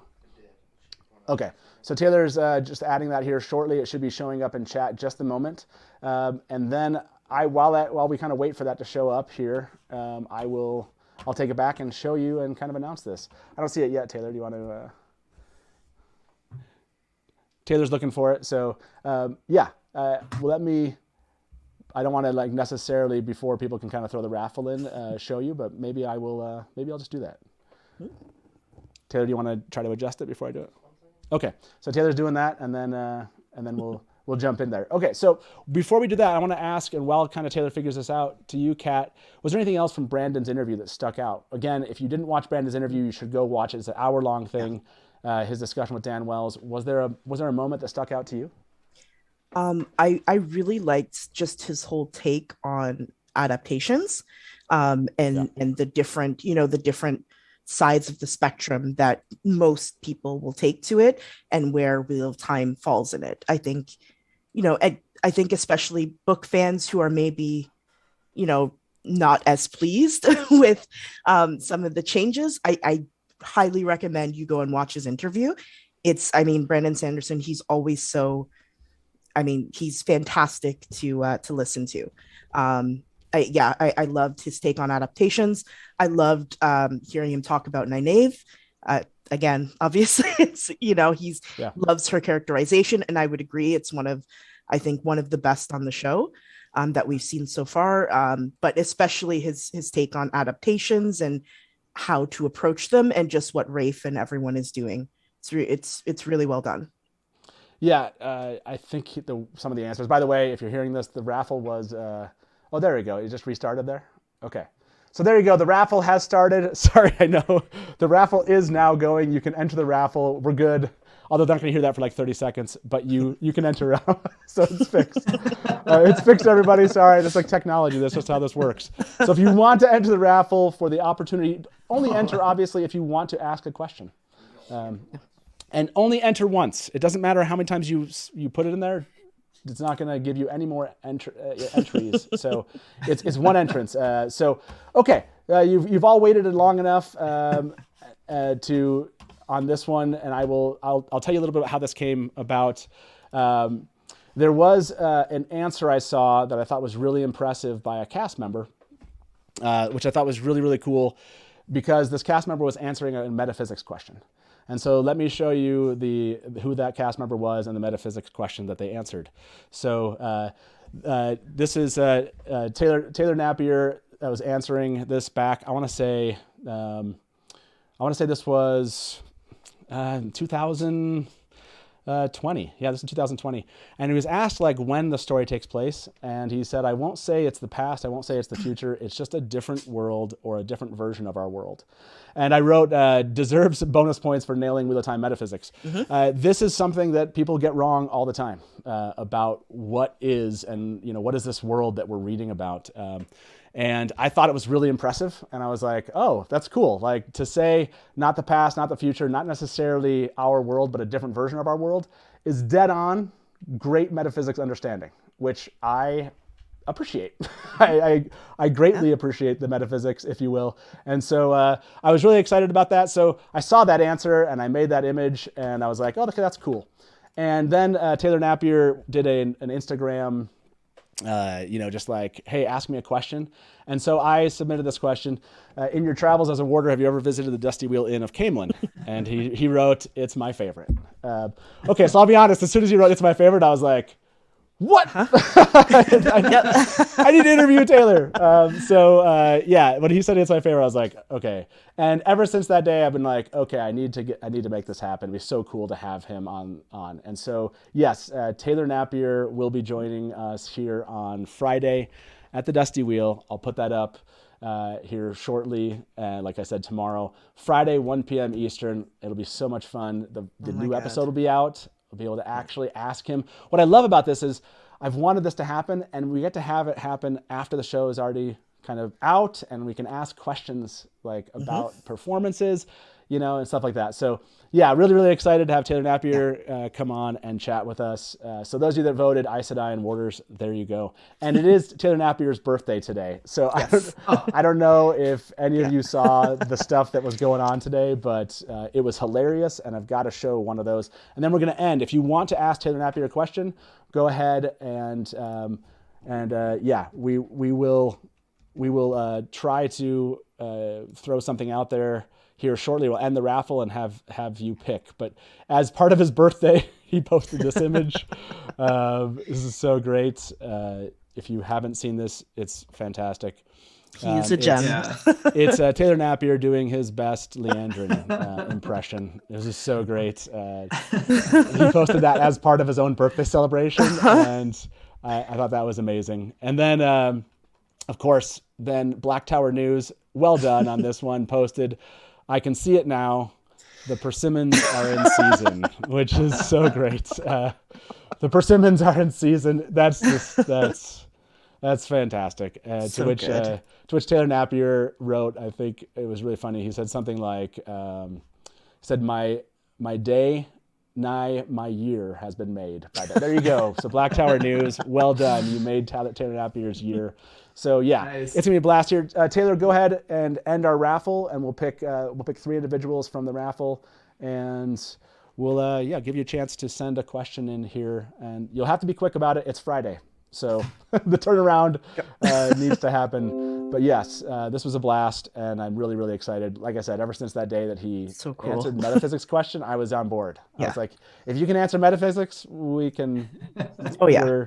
Just like when you brought up Pat and Fane, Kat, I was like, our Wheel of Time souls are connected. So, okay, so Taylor, did you close that up? I was giving it 30 seconds. Oh, Taylor's been nice. I told you it was going to end because it ends in a 30-second delay. So Taylor will do that, and then we'll. So yeah, here we go. We'll pick, like I said, 3 of you, and then we'll jump back into Brandon Sanderson's interview. I want to play some clips from that I thought were really good, and then. Oh yeah, that'd be nice, Taylor, if you can show me the name as it's happening, so I can kind of announce them and they can hear it at the same time. So, our first fan out there that gets to ask or send me a question, go for it, Taylor. It is Mistress Dovey. Congratulations, Mistress Dovey. You've won the opportunity to send me a question for Taylor Napier. So let's pick our second winner of that. Is Dobran Lutra. Dobran Lutra. I apologize if I messed up that name. So Dobran Lutra, congratulations also. And our third one, Taylor, go ahead and pick one more. I think you said 2. 3. You literally told me 2. I change my mind all the time to the benefit of the fans. You lied to me. No, that is not. That's not true. I didn't lie to you. I didn't lie to you. So, okay, give us our third winner. Here we go. And our third winner is Peter, 1592. Congratulations to the 3 of you. Please get a hold of me on Discord. You can ask in chat where to find me. Get a hold of me on Discord or on social media, and we'll hopefully try to connect. And yeah, but congratulations. Okay, so look at all you wonderful people.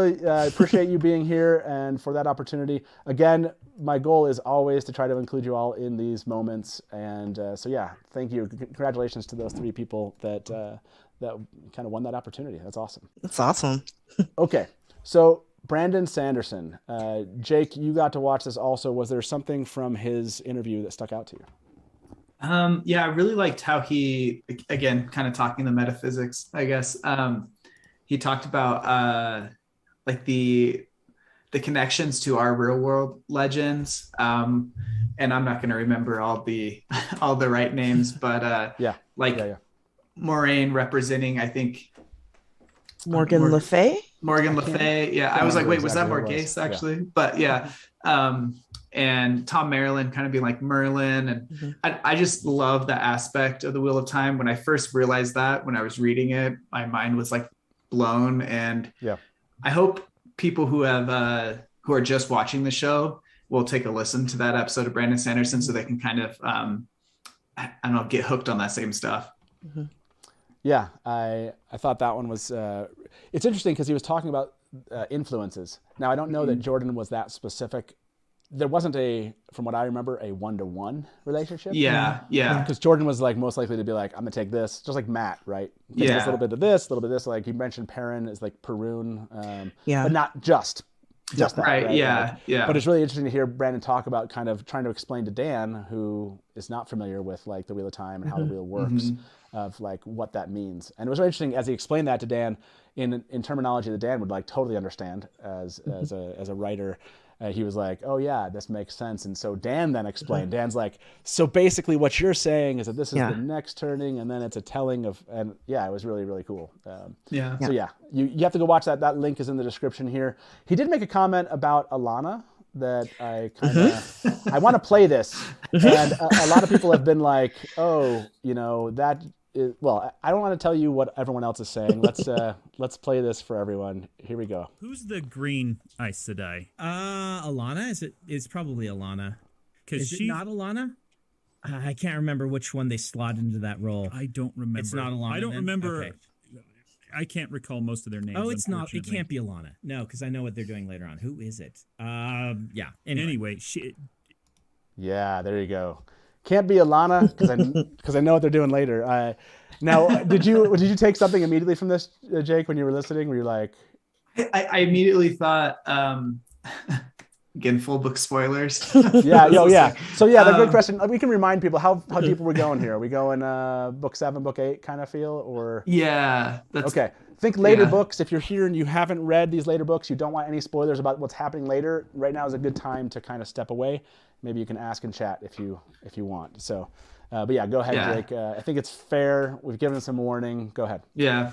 I wondered if it was the bonding of Rand that he was hinting at. I just I don't know, unless she's gonna like take on other characters that I have no idea like who they would be. Like that's the big thing, like the big role Alanna has in the series, right? And so I don't know what else you would be referring to, but it definitely piqued my interest because I feel like it could be anything. Yeah, exactly. And people kind of came to this kind of recognition pretty quickly. They were like, he probably just meant Karina. I think it couldn't be Alanna. Whoever Brandon was thinking about was like, well, no, that can't be, because obviously in the show she died. And there's more things to come for Alanna, which is like not really. It's not like a spoiler for us. As book readers, we're like, yeah, there's more to come. Yes. But what's cool was he was saying, it sounds like that thought process is already there. That's how I kind of took that. I think there's this one about Liandrin. Let me 1 second. I thought this was a cool comment. Same time, the biggest disparity between a character from the books, how much I like them, and the character in the show and in the scripts you haven't gotten to, that I like, the biggest disparity is Liandrin. Really? Their Liandrin is so good. And she's fine in the books, don't get me wrong. But she's definitely not a big factor in these early books. I mean, she does appear in book 1, technically, and she does some stuff. But you don't really start paying a lot of attention to Liandrin until later on. And the way she is written, she's in this, she's great. I really like their Liandrin. Yeah, they were talking about like who's like similar to book, who's like book similar and who's not. And really, really interesting. I think I had the same reaction. Kat, did you feel that way? Like, Liandrin is kind of like in the books to you, and you really like the approach they've taken? Yeah, absolutely. Absolutely. I think it's a combination of just like really good writing and also the actress, like Kate Fleetwood, I think is just really bringing her to life. She is really compelling on the show. Like it's obvious that she is up to something, but I can't help but love her. She's just really fun to watch. Yeah, I'm asking this poll, are you enjoying show Liandrin more than book Liandrin? I don't mean like, do you like the character, but are you enjoying that character as compared to the book character? For you, Jake, do you enjoy show Liandrin more than book Liandrin? Both, actually, at this point. Both enjoy and like more. Especially at this point, I mean, in the books, when you first get introduced to her, she's so one-dimensional compared to the show version we get. And like you're saying, Kat, like Kate Fleetwood, she is Liandrin now. And she's so awesome. I don't know. They're going to have to do something to keep her around longer than, right? I agree. I'm like thinking about like what happens with Liandrin in the books, and I'm just like, no, but can we keep her more? She's so good. I think she may be. So, I mean, I've seen people talk about this on Twitter. I kind of have my own theories on this. I think there may be some merging with characters happening, and I wouldn't be surprised to see her sort of merged with other characters that we see in the tower, like Alviarin or Galena, like, because there are a lot of characters. So I wouldn't be surprised if there was a little bit of a merging, and that might actually help to keep her around a little bit longer, because, she gets a little bit more of a bulkier role, which I mean, I'm 100% for. More Kate Fleetwood, always good. I'm seeing, they said it's going to be a landslide. It is. Like almost 400 of you have voted in the last 2 minutes, and 97% are enjoying show Liandrin more than book Liandrin. I feel like that's, for me at least, Liandrin, right, we've talked about this before, like the twirling mustache villains. Like sometimes she comes across like some of the Forsaken, where you're just like, let me guess. You're not complicated, but you're evil. You're evil. What a surprise. But no, that's something that I think the show can do a bit more of, because, or at least seems like they're trying to do that, right? They're giving us some suggestion of backstory here for Liandrin. I feel like they're trying to like make her a three-dimensional character, when in the book she did feel a little bit flat. It was just like, she was there to be hated. That's how I felt always as a reader. I was like, I don't like this person, and I never will. And every time they're on screen, I hate them. This Liandrin, for my daughter, for example, she was like, for the first like 2 episodes, or I guess it wasn't until we met her in like 4. So maybe it was like when they first met in 3. No, sorry, you meet her in the cold open. Yes. And then you get her a little bit in 3, her to the end, and then 4. She's like, yeah, I'm kind of yeah, she's interesting. It was interesting. Like, like she found her kind of compelling as a character, which I thought was cool. I did want to mention this. This is totally true, everybody. Take note of this. Did everyone see that they moved the Origins animated shorts outside X-Ray? They now appear next to the main episode list under bonus heading. That's awesome. So That's awesome. I think that you can. I think it's much easier to get access to now. People were saying, and I know that was a big consternation among fandom. Like, I want to see these things. What is everybody talking about? They're actually very cool if people have not seen them. So I highly recommend. Thanks, Ham, for bringing that up. I saw that today. Village Mattress, thank you very much. Sorry, Kat, that these things go over your face. I apologize. On the screen, Village Mattress said, yeah, I know. Everybody always does that kind of thing. Village Mattress said, Kate Fleetwood is a more sophisticated version of Liandrin than in the books. Sister Strongjaw. Yes. Thank you very much. Sister Strongjaw. Yeah, I love that. Yeah, nicely said. I thought that was a cool, kind of interesting comment from Brandon. Also, anything else for you that stuck out, Kat, that we haven't mentioned yet about Brandon and that interview? I kind of laughed. We're allowed to say spoilers, right? Yes, you can spoil. Okay. I mean, if it's late books, we want to give people kind of a feeling for how late these spoilers are going to be. So is there a kind of a where this happens for you? So I think actually he doesn't even specify the name of the character, but he does say a character who appears later in the books that sort of takes over the role of Moiraine. And he was his reaction to like, you're not my mom. Like, I don't have to listen to you. And I think book fans knew exactly who he was talking about. I was like, I get it. Yeah, for sure. Well, that is a place that Brandon and I communed our dislike of that character. Yeah. And that is understandable. That's the basis. If you haven't ever seen it, that's the basis of the fan fiction that he wrote, the official piece of fan fiction that he wrote for me. If you go back and listen to that, if you've read the books before, you can go look on the channel. There's an official fan fiction that Brandon wrote in part of the beta document, and the basis of that is my dislike of this character. And I think that he kind of was like, I don't like her either, so this sounds like fun. And he wrote, if you don't like Katsuan or Katsuan, or you'll enjoy that. This was an interesting explanation. I think this is about a minute long. This thing is all like this is 49 seconds. So I thought this was a great explanation. Let's listen to this one. It is Rafe saying, "All right, I feel like I cannot adapt the Wheel of Time to the screen in a way that is going to convey what's in the books. And so instead, I'm going to try to do my best to bring the same emotional experience to people through using very few of the original scenes. He does try to put them in when he can, in lines of dialogue where he can, but that's not his guiding motif. He's not sitting, his team's not sitting and taking this chapter and say, how do we adapt this chapter? It's how do we adapt this character's arc and translate it entirely to a cinematic experience, feeling like if we don't have to have any of the same touchstones if we don't need to, as long as it gives the same emotional feel to who this character is. Really compelling, interesting way of, which makes sense, right? Like, as viewers, we recognize that already as book readers. Like, what he just explained was like, that's what that's what he explained. And this is the whole heart. This to me is like the heart and spine of the story. I'm not adapting a book. I'm adapting the entire story. You know, Jake, when you heard this, did it just make sense to you? Kind of where were you at once Brandon kind of explained it that way? Yeah, I've heard him not break it down so specifically this way, but kind of make parallels to the Lord of the Rings adaptation, which he does in this episode as well.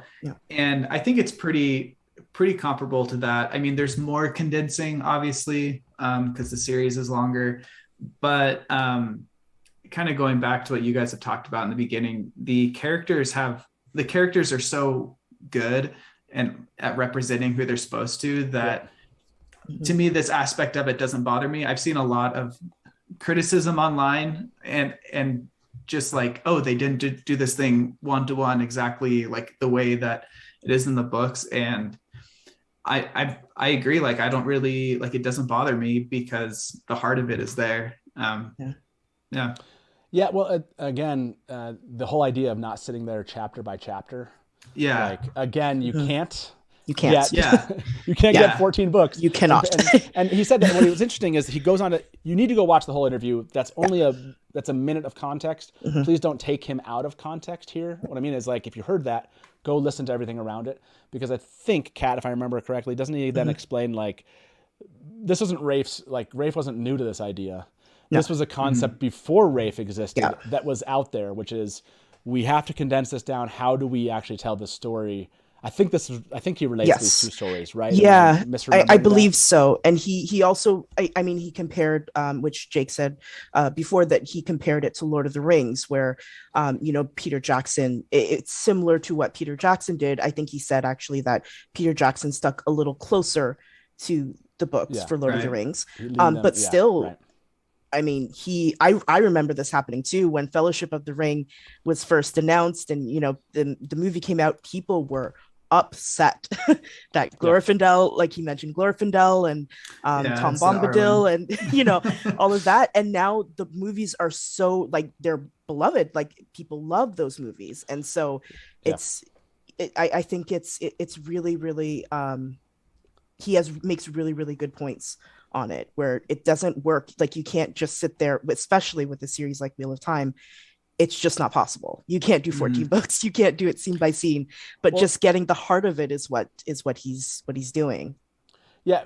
I want to say that I think that's what Brandon was saying but this isn't Rafe's, no. In other words, the whole concept of trying to adapt this book of you're going to have to, like, tell the story because you can't go chapter by chapter and do it justice that way. Is kind of what I took from that of, like, this isn't like a new idea, right? Like, this is how adaptations work. And he actually goes in there to explain that he's considering his own adaptations. And he says something to the effect of, when I tell my story, like, I don't want to be enslaved by the story by the story. He says something like that to the concept that he wants to have the freedom to tell the right story for the right medium, basically. Right. I think that's the concept there. People have asked for this one. If I can find this one, I thought it was this one might be it. I can't remember if this is the one Dan says, but we'll find out. We'll do a couple more of these. I don't want the hardcore fans to turn their noses up at this because it has failed to pass a purity test. I want people who love these books to be able to love the series for what it is, rather than hate it for what it isn't. Yeah. So that one, and then Brandon goes on to say something like, but if you don't have to, not everyone has to like art, the same art, right? You can, this is it. I think this might be the second version of that. So and then Jake, I'd like to hear your thoughts on this. At the same time, I don't want them to feel like they have to not express what they want, right? Like, you're allowed to dislike a piece of art. Absolutely. And the Wheel of Time and these things that get adapted are so beloved. And we have seen so many times that producers or writers, mostly I'm going to say the producers, have just ignored the soul of a property that, yes, I would say I'm not worried about that. So Jake, what do you think about those two kind of the connections of Dan's comment there and Brandon's response? Yeah, it is kind of a complicated thing to get into because, to Dan's point, like we were talking earlier, you can't have a one-to-one recreation, and it doesn't make sense, and it's short-sighted for mega fans of the books to then review bomb and trash the TV show and not even give it a chance to be its own thing because it doesn't line up exactly how they wanted it to. And I think we've all seen that kind of stuff out there in relation to the show.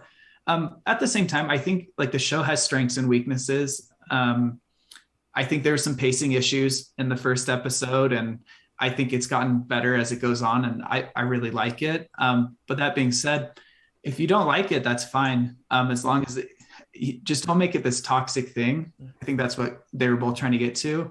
And that point at the end that Brandon was saying, I think it's really evident that it isn't just this all these changes and the people making it aren't just like, okay, how are we going to make money off the Wheel of Time? Obviously, Amazon, that's their end goal, you know, like that's the business they're in. But there's so many details in each episode where you can just tell so much thought and heart has been put into the writing, and like everything they've done seems intentional in a way to not only like capture audience's attention, but remain true to the story. So I agree.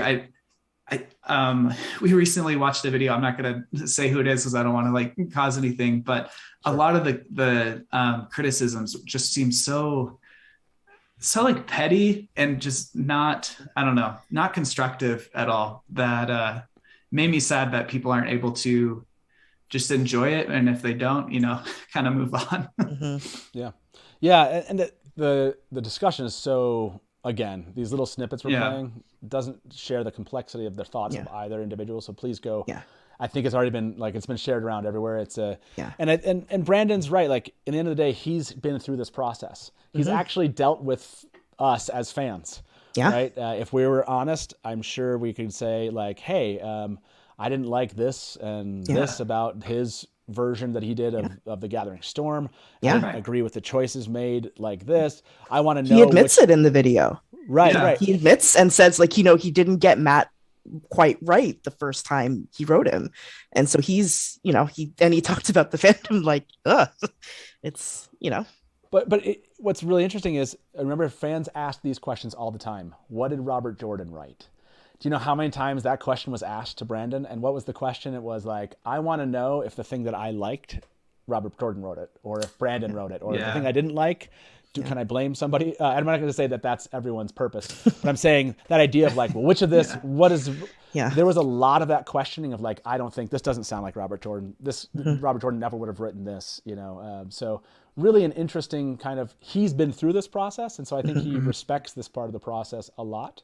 And like you said, no one has to like art, and hopefully, and I've seen everyone expressing how much they either like it or don't. So that's why I don't feel like no one's oppressing anyone's opinions, because guess what? I've seen them all over the place. Exactly. There are lots of places to express them, and people are expressing them. So by the way, I'm going to end this poll. It's been going, maybe our longest poll tonight. Over 600 of you voted. Are you enjoying Show Liandrin? 95%. So to Kate Fleetwood and the writing staff of the Wheel of Time and Amazon Prime, people are loving your Liandrin. And that's the Liandrin you brought us from what you read, not necessarily from the books. So that's an example of where they've taken someone from the books and actually given us something that as fans above the books we've enjoyed even more. So huge respect for that ability.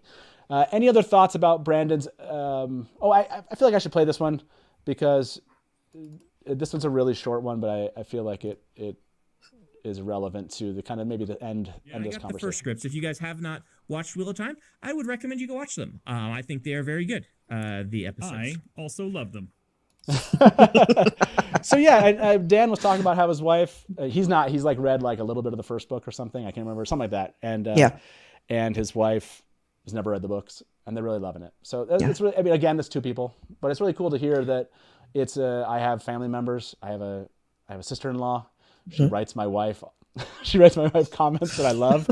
I feel like I should like post those. I need to post those. Like, I would love to see those. Oh, they're so great. Yeah, they're so great. Now she's reading the book. She's in The Dragon Reborn. Everybody.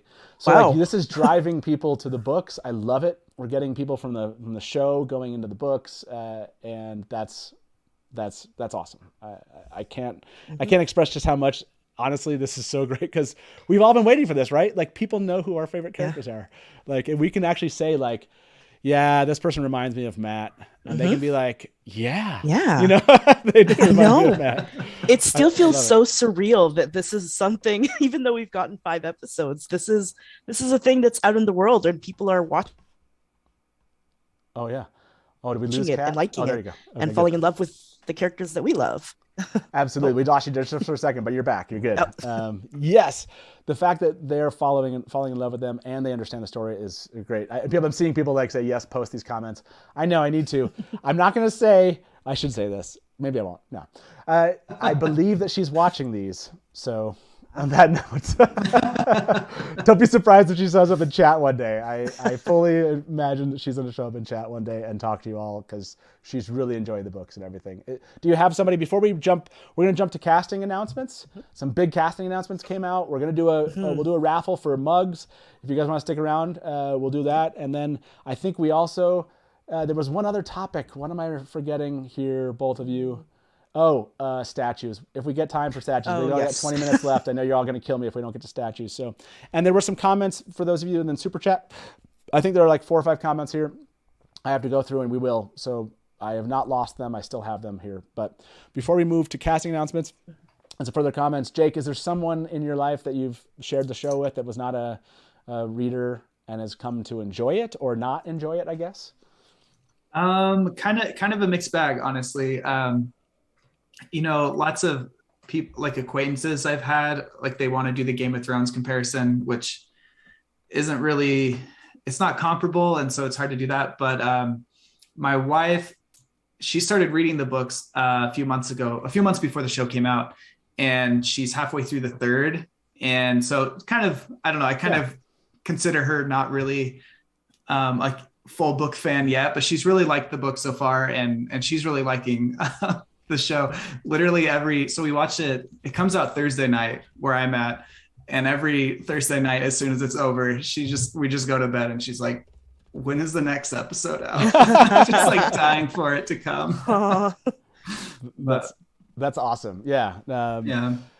For you, Kat, have you been able to share this with friends and family, or they just kind of started watching on their own and told you about it? So actually I watch it. I told my girlfriend about it, and we'll sit and watch it on Fridays usually, and they love it. They're loving it, and they've never read the books. They've never read the series before, but they know how much I love it.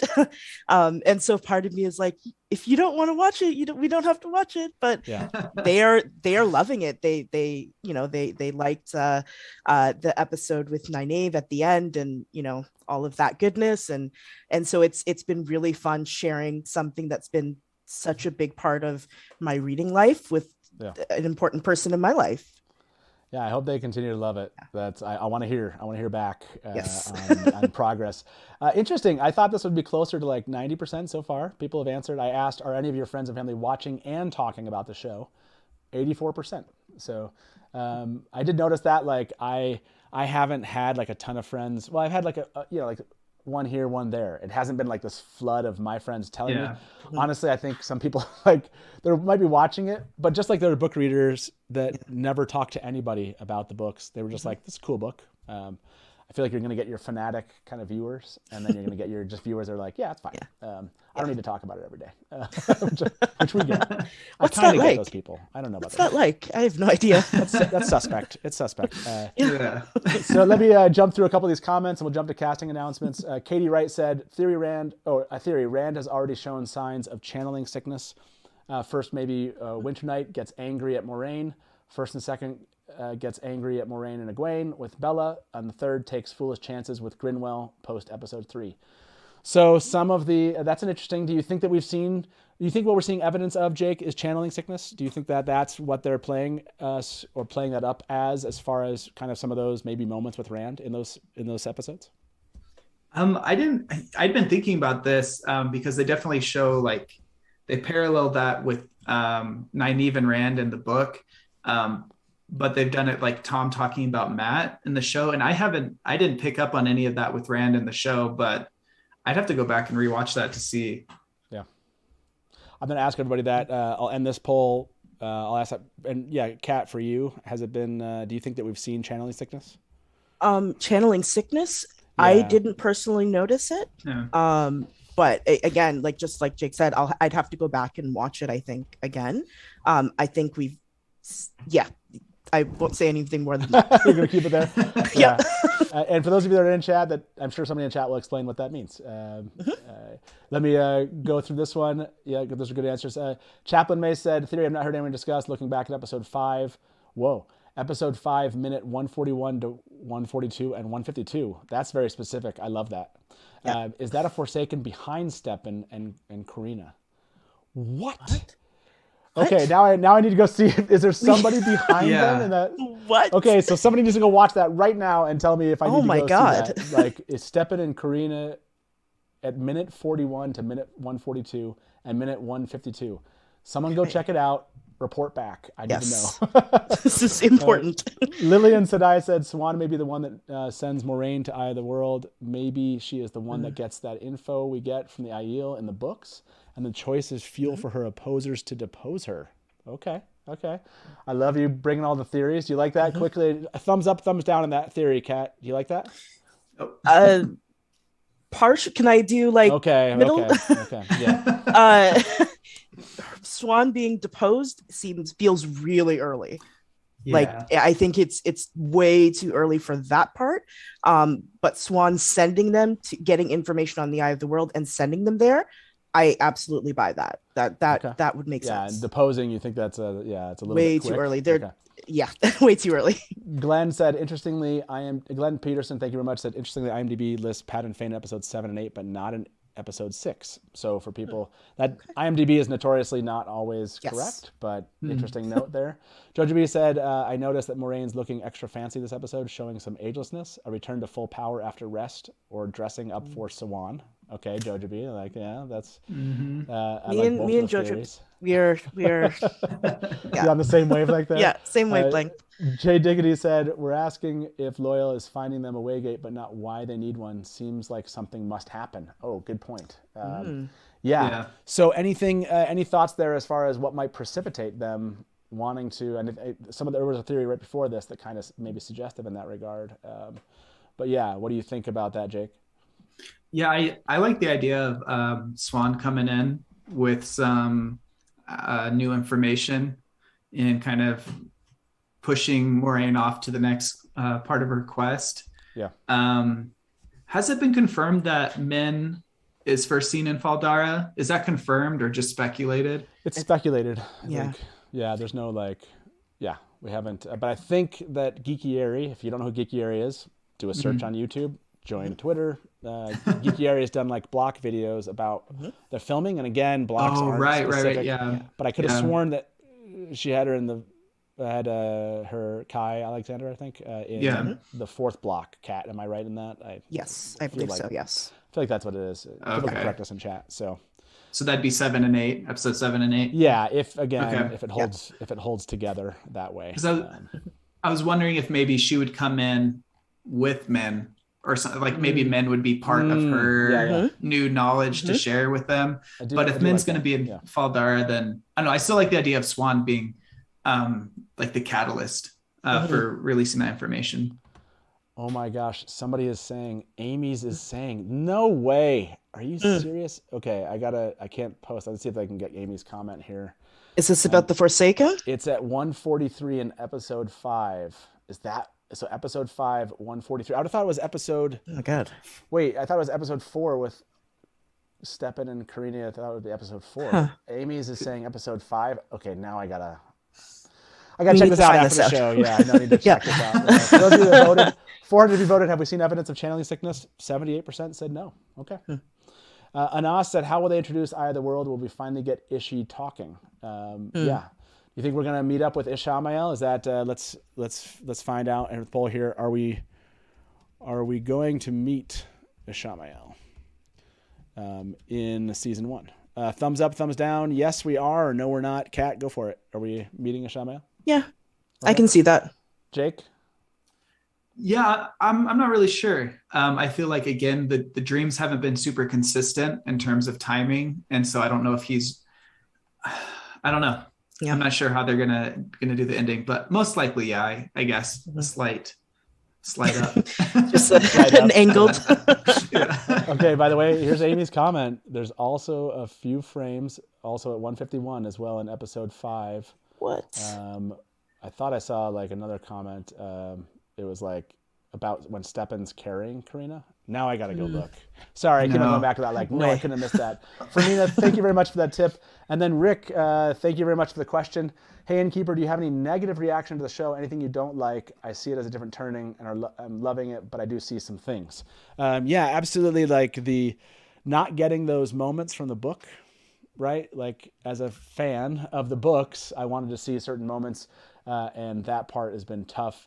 The kind of building into, I think the first episode I thought was like hard for me as a book fan. I don't know, like just me generally to try to get into the world. I struggled with that. And then some of the, I think for me, every once in a while, I think people have talked about this, the stylistic choice they've made as far as just like the brightness, you know, how they're approaching some of kind of the cinematography choices to kind of, and it feels like purposeful almost to like separate it for things like Game of Thrones, you know, and how those things are done, and other fantasy worlds have been done. So I think those are things I, as a viewer, I'm like trying to get my head around. And I think I'm trying to think, trying to think what else it was that I was kind of pointing out that that isn't really hitting with me yet. I think I want more of those, again, kind of book scenes. I'm hoping that I appreciate the ones that Rafe and his team have like made, even though they're not a book scene, like the Grinwells. Totally appreciate that we got a lot with a little there. Has there been something you've just kind of negatively reacted to as far as like, I'm not really liking this approach, Jake? And then we go to Kat. You know, honestly, most of the book changes, I've been like, I totally understand it. Even like the bigger ones, like pairing with his wife. I understand the issues there, but I also like understand why they're like chose to do that. I think the biggest disappointment I've had was the pacing of episode 1. And that was mainly just because trying to introduce it to new people and then not having that first one feel as strong as I wanted it to be. And then I haven't really been a big fan of how they've done what they've done with the dreaming. Just in terms of the consistency, and I feel like it's too unknown what's happening there for it to really have some weight right now. But it totally makes sense. Okay, so I will. I know we got just about 10. Again, if either of you totally get, we're coming to the end of this this period of time. I know we still have a bit more to talk about casting announcements. I want to take a couple of calls at least. I always feel bad if I can't get a couple of calls in here. Everyone's been so wonderful to stick around. And like I said, we'll do a giveaway here. Also, I'll have Taylor come back in. 400 of you voted. Are we going to meet Ishamael in season 1 over the last couple of minutes? 85% still think that we're going to see him. If you missed this somehow, everyone, and if you want to give us, like I said, I'll bring in maybe 2 calls. If you want to quickly call in, people in chat can throw that. It's 1-313-825-5968. That's 1-313-825-5968. I'll try to get 2, maybe 3 calls in if we're quick about those. So if you want to jump in, I'll take that number off of the screen just for a moment. 1-313-825-5968. I can't believe people are saying this. And now you guys are all like making me now have to go back and watch this. We're going to be doing this like in May. It's going to be like, oh my gosh, 3 minute and 55 seconds. Did you see this thing that they did? 100%. Miss Sarah Jane just said, episode 5 for sure. 140 to 143, cloaked figure in the background. Doesn't appear to be part of a funeral walk. Almost hidden by Steppen's head. Okay, I got to go check it out. Oh my gosh. I love it. And this is from Jacob. I think they might skip meeting Ishii and end with Rand channeling at Tarman's Gap and build up Ishii over season 2 and avoids repeating fights from the books. Oh yeah, please let's not do every fight from the book, please. Please, God, no. Let's not do it. So if you saw this, everybody, I want to ask you both about this. Looks like we got Uno. Yep. We got Masima, and why can't I remember the name of the third? Who he's playing? Ingtar. Ingtar, yeah. There we go. I think, it's Uno, Masima, and Ingtar here, which was met with a lot of joy and happiness among fandom. It's like, this is the Deadline article. How did you feel about this cat? There's a lot of joy. There's a lot of joy about this. What did you feel about these casting announcements?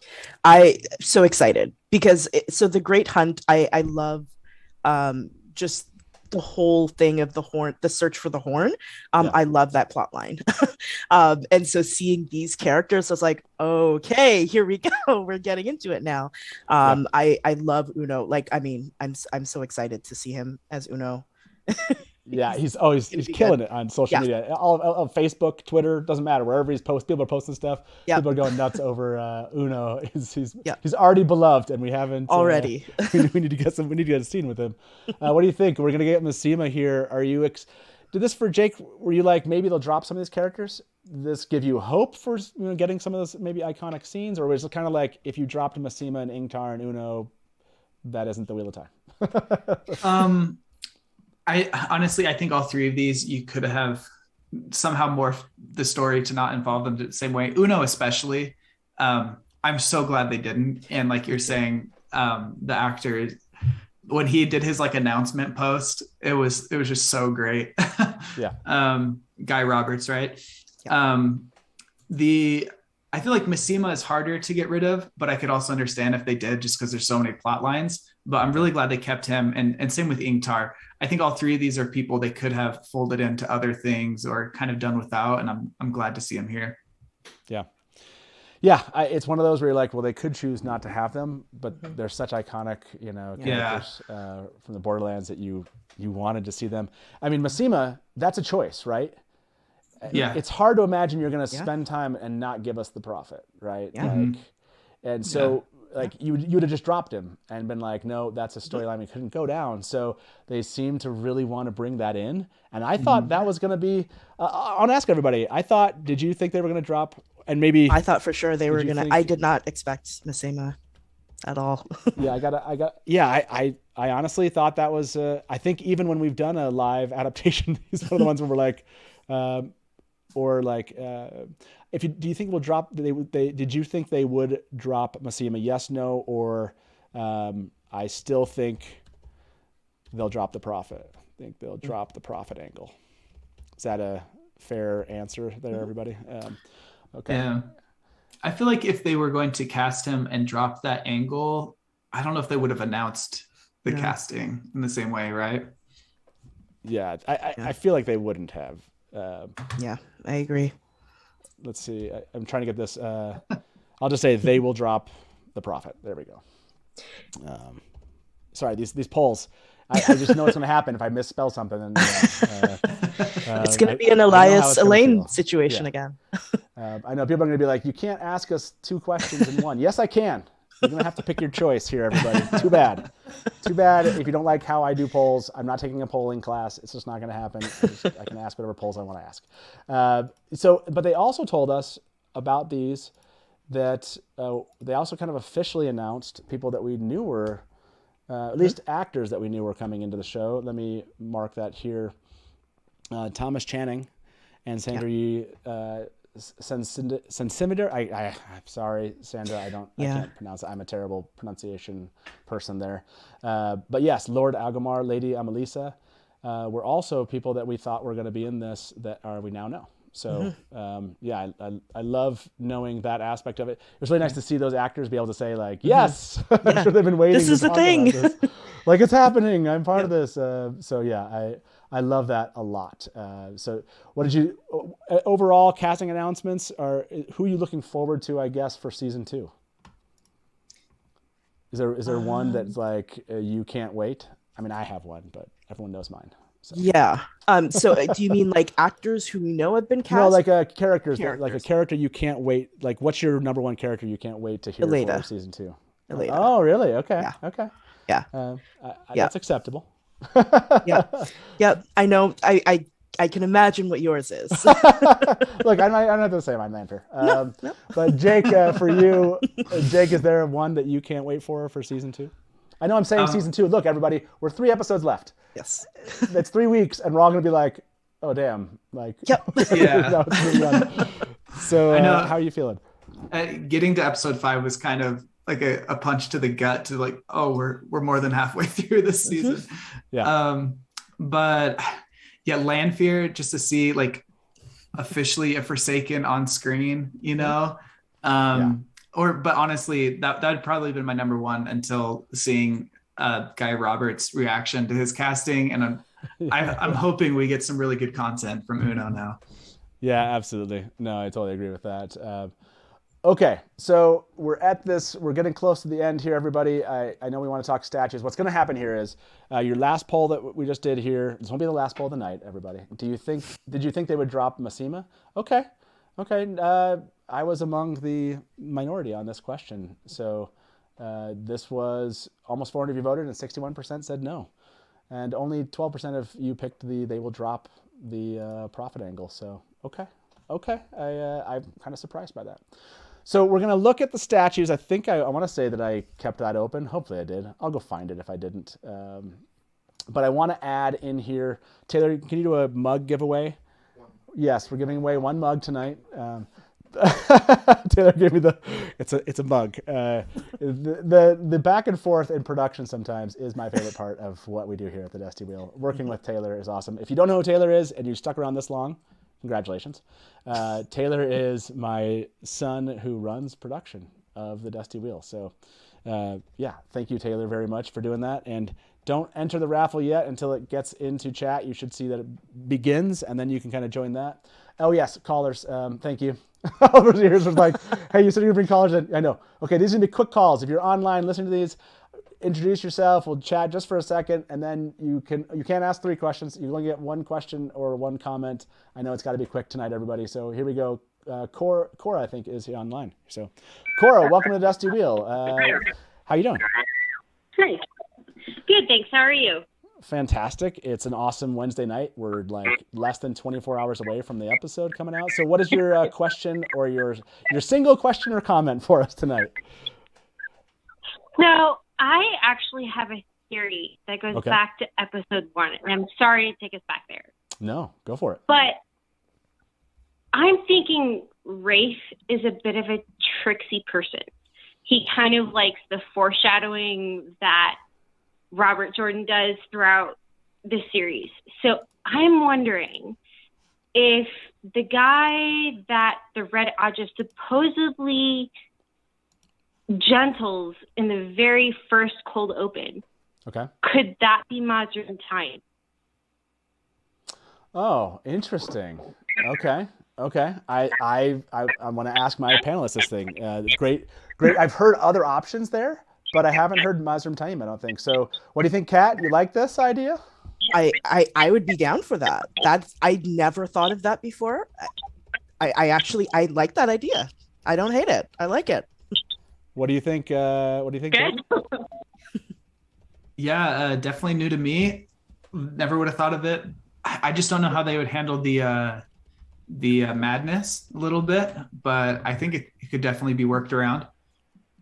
Okay, was the channeler in episode 1, Cold Open, who appears to be gentle? I'm going to ask everybody this question. I love the theory, and maybe it's a way to kind of. Now I have to ask you this question before I let you go, Cora. Do you think that like this was Mazrim Taim, is it something you think like to kind of get him out of the way early? Like, look, it's Mazrim Taim, and we'll come back to this later. Do you think they'll be brought back, or do you think they're just like get rid of the character? Okay. I think they're going to come back to it. I think they're going to try and do something like what Ishamael did to Luce Theron to kind of bring him back from the brink of madness, because you don't actually see him get gentled. Okay, yeah, no, that's true. You just see him scream.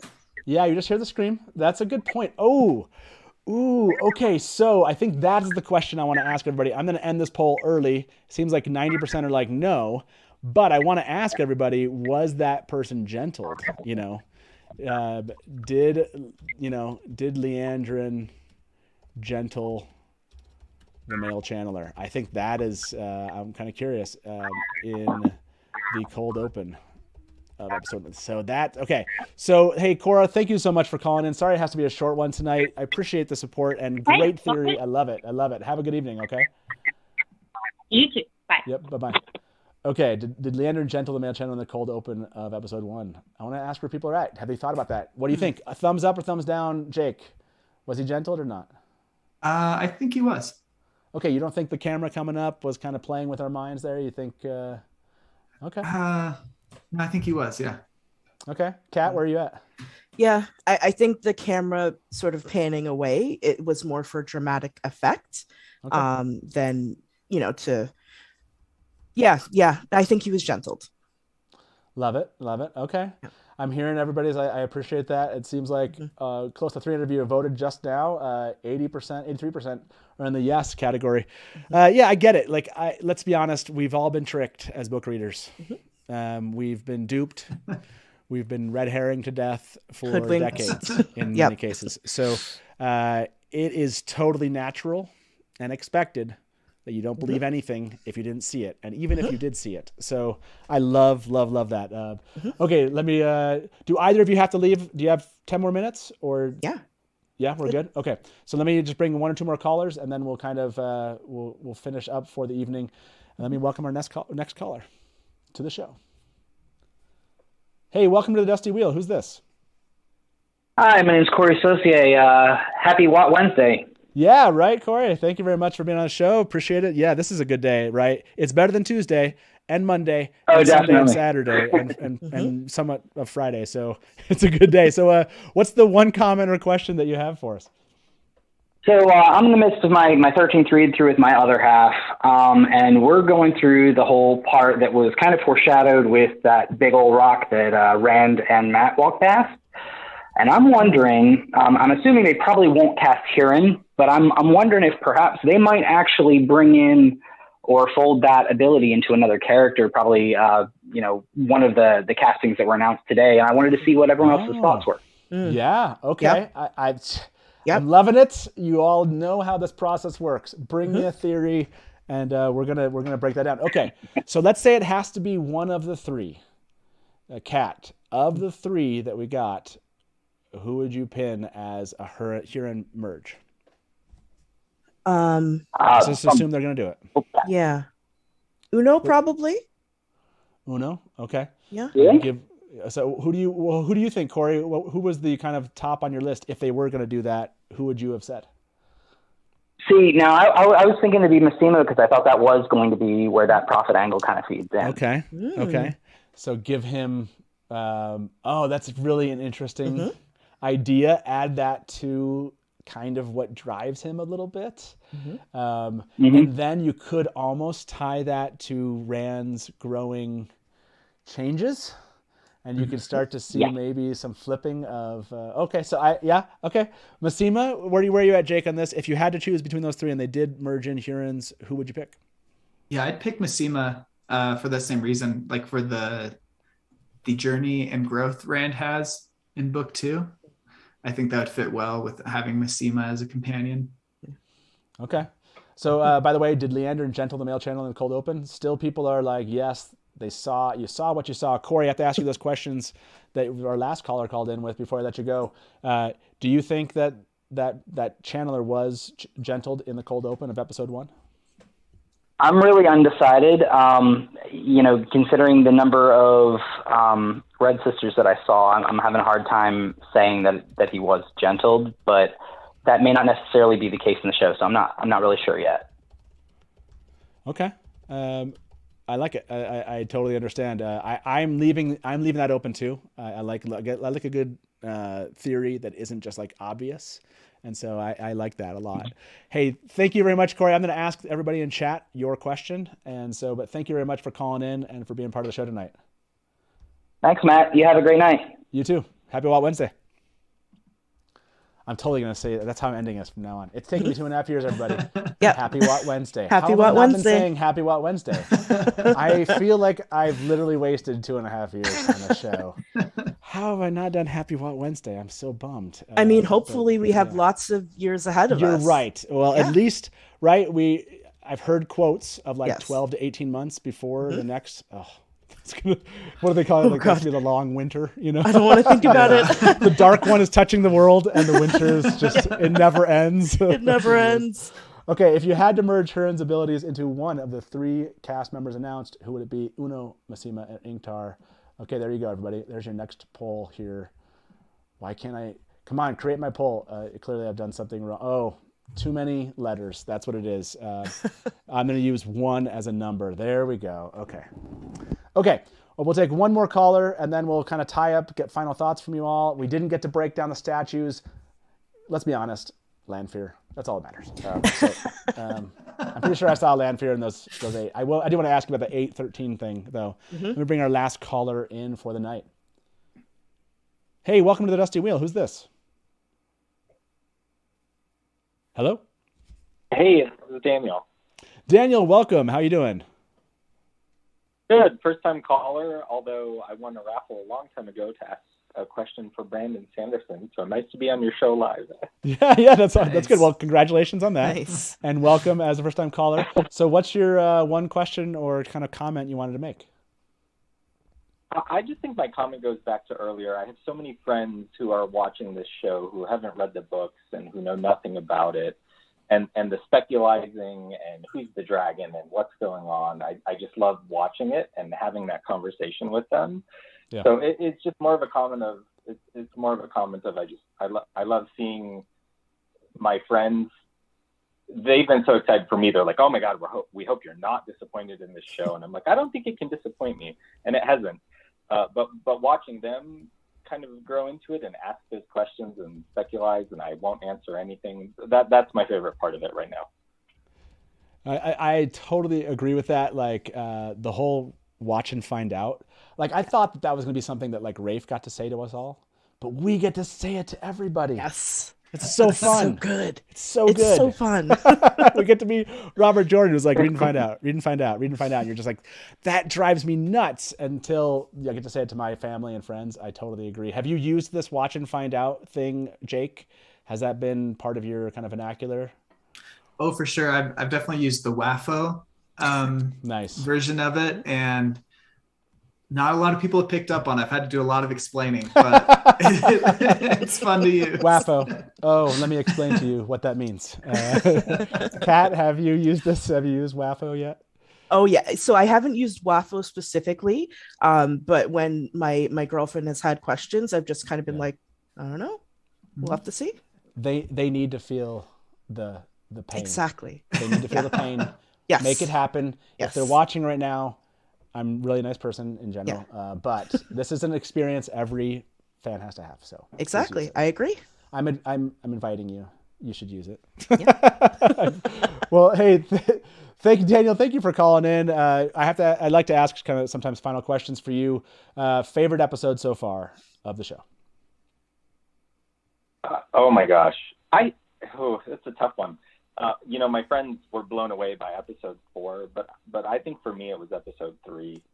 I just loved the building of the storyline, and as a book reader, it brought so much of, like, episode 1 blew my mind, right? There was so much adaptation, but by the 3rd episode, I'm like, they're sticking true to a lot of the core story of the book. So for me, it was episode 3. Okay, yeah, we're communing right now. Yeah, episode 3 as a book reader just feeds my soul. I don't know what to say about it. It's just. Again, just so many things touch from the book for me, and it's Rand and Matt together, alone on the road. Yeah, it's a beautiful thing. I'll be honest. I'll say, like, I love the foreshadowing in episode 4. Like, I love how much they're building the plot into all of the next books. Yeah. I'm so excited about that. But my favorite is episode 3. Okay. Yeah, absolutely love it. Hey, thank you so much for calling. I appreciate it. Thanks for being our final caller, and happy Watt Wednesday. Happy Wednesday. Thanks, Matt. Okay. Have a good one. See you. Bye. Oh, gosh. I have to work into that. That wasn't like a great Happy Watt Wednesday. Yeah. I'll find the right cadence. It'll be better. Yeah. It'll be better next time, everybody. Almost 400 of you have voted. If you had to merge Kieran's ability into one of the 3 cast members announced. Oh, yeah. I should have been announced. I could have saved some letters there, but whatever. Who would it be? Uno is winning right now with almost 400 of you voting on Uno. So Uno is... Can you imagine... I'm just trying to imagine like him swearing because he can just like detect like evil places, darkness, and he's just like going to town on people like you. What have you done? Oh my gosh, that would be hilarious. So Massima makes more sense, but if you're asking who I would like to see more, Uno is who I would like to see more. Yeah, it'd be pretty entertaining. Yes. Oh yeah, Uno, and fans are, well, these fans here, if forced, the 367 of you that voted, 52% of you do feel that way. So, okay, Taylor, let's give away the mug, and then I want to ask you about Forsaken. We'll end on the Forsaken question, and we will say goodnight and get ready for tomorrow, everybody. So thank you very much for joining the mug raffle. 1 mug to give away as we do every Watt Wednesday. Oh, and congratulations, Moonshadow. I don't know. There's a Moonshadow from Theoryland. And so now I'm like, is this Moonshadow? Is this Moonshadow from Theoryland? Like, I want to know. Moonshadow, tell me if this is you. But congratulations. Please reach out to me. You can tell me when you reach out on Discord. So congratulations. That's so awesome. Okay. By the way, it's like all the names in the Wheel of Time are all, it's like, I'm sure lots of Moonshadows out there, but I'm kind of curious. Yeah. Okay. There were 8 statues. This was a big question. Oh, hold on. It does. Dana Liu just said the casting article says Uno is a tracker. I mean, maybe that's suggestive. Ooh, Dana, nice job with the pickup there. Good catch. Yeah. So good. Anyway, sorry. So very cool that maybe what we just talked about, maybe it's a thing. So now we need to tease Guy Roberts apparently on social media and like try to get this out of him. Not that he'll tell us because he's like method acting, you know? Yeah. So before we end, I want to ask you those statues, Jake. Do you think that this is like their way of being like, look, we're consolidating this stuff down. We're going to give you about 8 Forsaken in the show. And that's the way you're interpreting this? Or do you think it just happens to be like Steppen's mom only had 8 statues? How do you feel about like this idea of 8, 13, somewhere in between? She couldn't afford the whole set. She's still working her way towards it. I don't know. I thought I remember Rafe saying something like a year or so ago about how he didn't have any plans to do that, condense them. But I feel like they should. There's like 3 specifically that I think you could condense somehow. Balthamel? Yeah. Yeah. Bilal. Yeah. Bilal. Yeah. But then we wouldn't get the moment where Moiraine just balefires him, which is true. So funny. Yeah. Like, just let it happen. For you, do you think that so that's an interesting kind of question. I wish I could find that question from Rafe. If you find it, let me know. But Kat, do you think there was like some subtle kind of hint to fans, like maybe there'll be 13, but we're only going to bring 8 in, like maybe some of them while they were in the board just kind of died. I don't know. or they died before they're 13, but like whenever like the sealing the bore happened, maybe some died in that like fight or something. Is that how you think it's happened, or do you think that we're going to get that 13 number that's kind of core to the series? I think we will get the 13. I think it might be more likely that she just didn't have all of them for whatever reason. She just didn't have all of them. I suspect we'll get the 13. I'd be fine with some merging though, because there are some that just kind of are there and don't do a whole lot. And I could see them again trying to condense things a little bit more because there are a lot of characters in this series. It's we know the condensing, we know the merging is going to happen. Rafe has talked about that. Did you end up, I don't know if you looked really quick, Jake? Nothing? Okay. No, I couldn't find it. I could be misremembering that. Okay. By the way, we didn't get to the Logain clip, everybody, so go watch that. The link's in the description. It's just like it's more exposition of what happens in that scene. Guess what? You can wait 24 hours if you don't want to spoil anything, so it's okay. And I just saw this note, which was obviously Adam just mentioned Uno tracked in the books. He was sent to find traces of Hurin, Loyal, and Rand, so it doesn't necessarily mean too much. Ranger, thank you very much for the tip. I just want to quickly read through these comments and make sure that we get those before we end here. So I think this was the last one we kind of mentioned. Brian said, I'm okay with the changes. Brian, here's your comment. Sorry, Kat, it's going to be over your face. Apologize. I'm okay with the changes provided they lead to a long-running series. If not, I'm going to be sad it wasn't a truer adaptation. I'm just rooting for iconic scenes to come over the series. Yeah, I think that's where we're all at. I don't know that it won't. I don't know if it didn't work. That's the reason. But I think in the end, more scenes that we can see, I think the better as book fans, right? Like that's... I think that's true. Zeus, thank you for the comment, said, Rafe and Amazon Prime didn't think there's a golden rule. I just wish to keeping an episode to an hour. I think if the episode loses out on editing for 10 minutes, so what, add another 10 minutes. Yeah. it's that whole like golden rule of like I'll always want more as a fan. Yeah. So another 10 minutes, I'm always like, yeah, I'll take Thank you. another 10. The pacing of it does seem, I know a lot of fans have said fast on this. Is that how you feel, Jake? Is this thing gone? Do you feel like it's too fast, too slow, or just right? A lot of people, I think the last time we asked this poll, people were, I think, too fast one, if I remember correctly. Yeah, I'm kind of a slow burn guy. So I would like a little more. If I could get as much more time into an episode, that's what I'd prefer. Yeah. Do you feel like it's too fast for you, or do you think it's just right for Kat? I think the pacing has gotten better for sure as the episodes have progressed. But I think it's going a little too fast. I do understand because Rafe is working within the constraints that he's been given. And so, it's 8 episodes in a season, which is not a huge amount of time to do everything that I'm sure they're wanting to do. And so I do feel for them. I'm sure it must be difficult, and I'm sure there are things that they maybe wanted to include, but weren't able to. But yes, I think it's going a little too fast. It's gotten better though, for sure. Mm-hmm. Yeah, and definitely people thought it slowed down a little bit, maybe this last one. Village Mattress, eagerly awaiting Varen casting.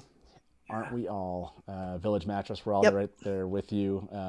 And the last comment I saw here, thank you very much, Beth Weston, for a tip. And Greyaj's sister said, I think we didn't see it to make Logain's gentling hit harder. Oh, okay. So, yeah, maybe why we didn't get that gentling scene. That's a good point. Okay. Hopefully I caught everyone's comments there. Appreciate that. Thank you both for being here. This was a blast. These Wednesdays, there's just so much material to cover. I always feel like at the end, I'm like, oh, wow, that was crazy. And we're going to be back here. It's less than 24 hours. We got this that's coming up, everybody. Like, it's crazy. This is, we'll be talking, and this one is going to be a lot of fun. Like I said, tomorrow, please be back here. One of my guests will be Amy Ratcliffe. She's an author, managing editor at Nerdist, and fellow Wheel of Time geek. And she's actually the one I think that did the Comic-Con interview, right? Amy Ratcliffe. Yeah. I've seen Amy's done a bunch of articles and interviews and such. So I can't wait to talk about this episode with her, and kind of about her experience of talking to the cast and such. Yeah. So just remember that's happening tomorrow, 9 p.m. Eastern. Watch the episode. Come join us. And you can join us anytime you want, and once you're done. And then just remember, by the way, this is next Tuesday, 10 a.m. Pacific. Daniel Henney on the next episode of Inside the Wheel of Time. That's really easy to find. It's on Amazon Prime Video YouTube. It's on their homepage. You can find the last 3 episodes. They've been so much fun. So good. They're fun, right? I've really enjoyed them, and a lot of new viewers I've heard from have really enjoyed them. We don't go into book spoilers deep, and so it just ends up being a fun conversation I have with Daniel Green, Critter XD, and Rhythma, and then we do an interview and do behind the scenes footage, and at the very end we get to share little kind of images related to stuff coming up. So it's just been a lot of fun, everybody. And don't forget this one if you're feeling into the holiday season. This is this weekend, everybody. 24-hour charity live stream for the Lightweaver Foundation. That's such a great opportunity here to join into doing some fun Wheel of Time stuff. And Jake, you said you guys are taking part. I see you right there. Fantology, everybody, 10 p.m. to 11 p.m. This is over on Malkier Talks YouTube channel. Remind us again, Jake, what are you guys doing for your Wada Holiday panel? I think we're calling it a Wheel of Fortune of Time. We're going to do a little Wheel of Fortune with around the Wheel of Time TV show. So Wheel of Fortune of Time. I like Love it. it. Please do go check out the Fantology podcast. You can get the link. I just saw the link show up here. I want to tell everybody quickly, Jake, what is Fantology if they are interested in checking it out? Yeah, we're a podcast and kind of YouTube channel. We're 5 friends. We've been friends for basically all our lives, and we review sci-fi fantasy books and sometimes TV shows. So yeah, so it's not just the Wheel of Time. No, unfortunately. Yeah, go check out YouTube channel, podcast. Go check out what they're doing. And of course, Kat, Nynaeve's wifey, on Twitter of Time. If you want to join the conversation, go follow Kat. Kat's awesome, as you can tell, as you've experienced here this evening. This has been so much fun. Thank you for being here. Thank you both. As always, I guess I should say, Happy Watt Wednesday to you both. Happy Watt Wednesday. Happy Watt Wednesday. It's been so much fun. It's been a lot of fun. So yeah, thank you. Hopefully this will not be the last time I see you both here at the Dusty Wheel. Yeah. And with that in mind, everybody, you can check us out on Discord. You can check us out on social media. For those that did win the opportunity to ask a question, please reach out to me on Discord or social media. And if you do join us on Discord, remember, it is the Hatch home over there. It is meant to be a place of mutual respect and kindness. There's lots of other places on the internet you can go if that's not your thing, and that's okay. It doesn't have to be your thing. But join us in Discord if you'd like a place to just kind of hang out, talk about the books, and show some respect for your fellow fans. So with that thought, everybody, thank you for being here at the Dusty Wheel. As we start here, good night from the Dusty Wheel, and smash to black.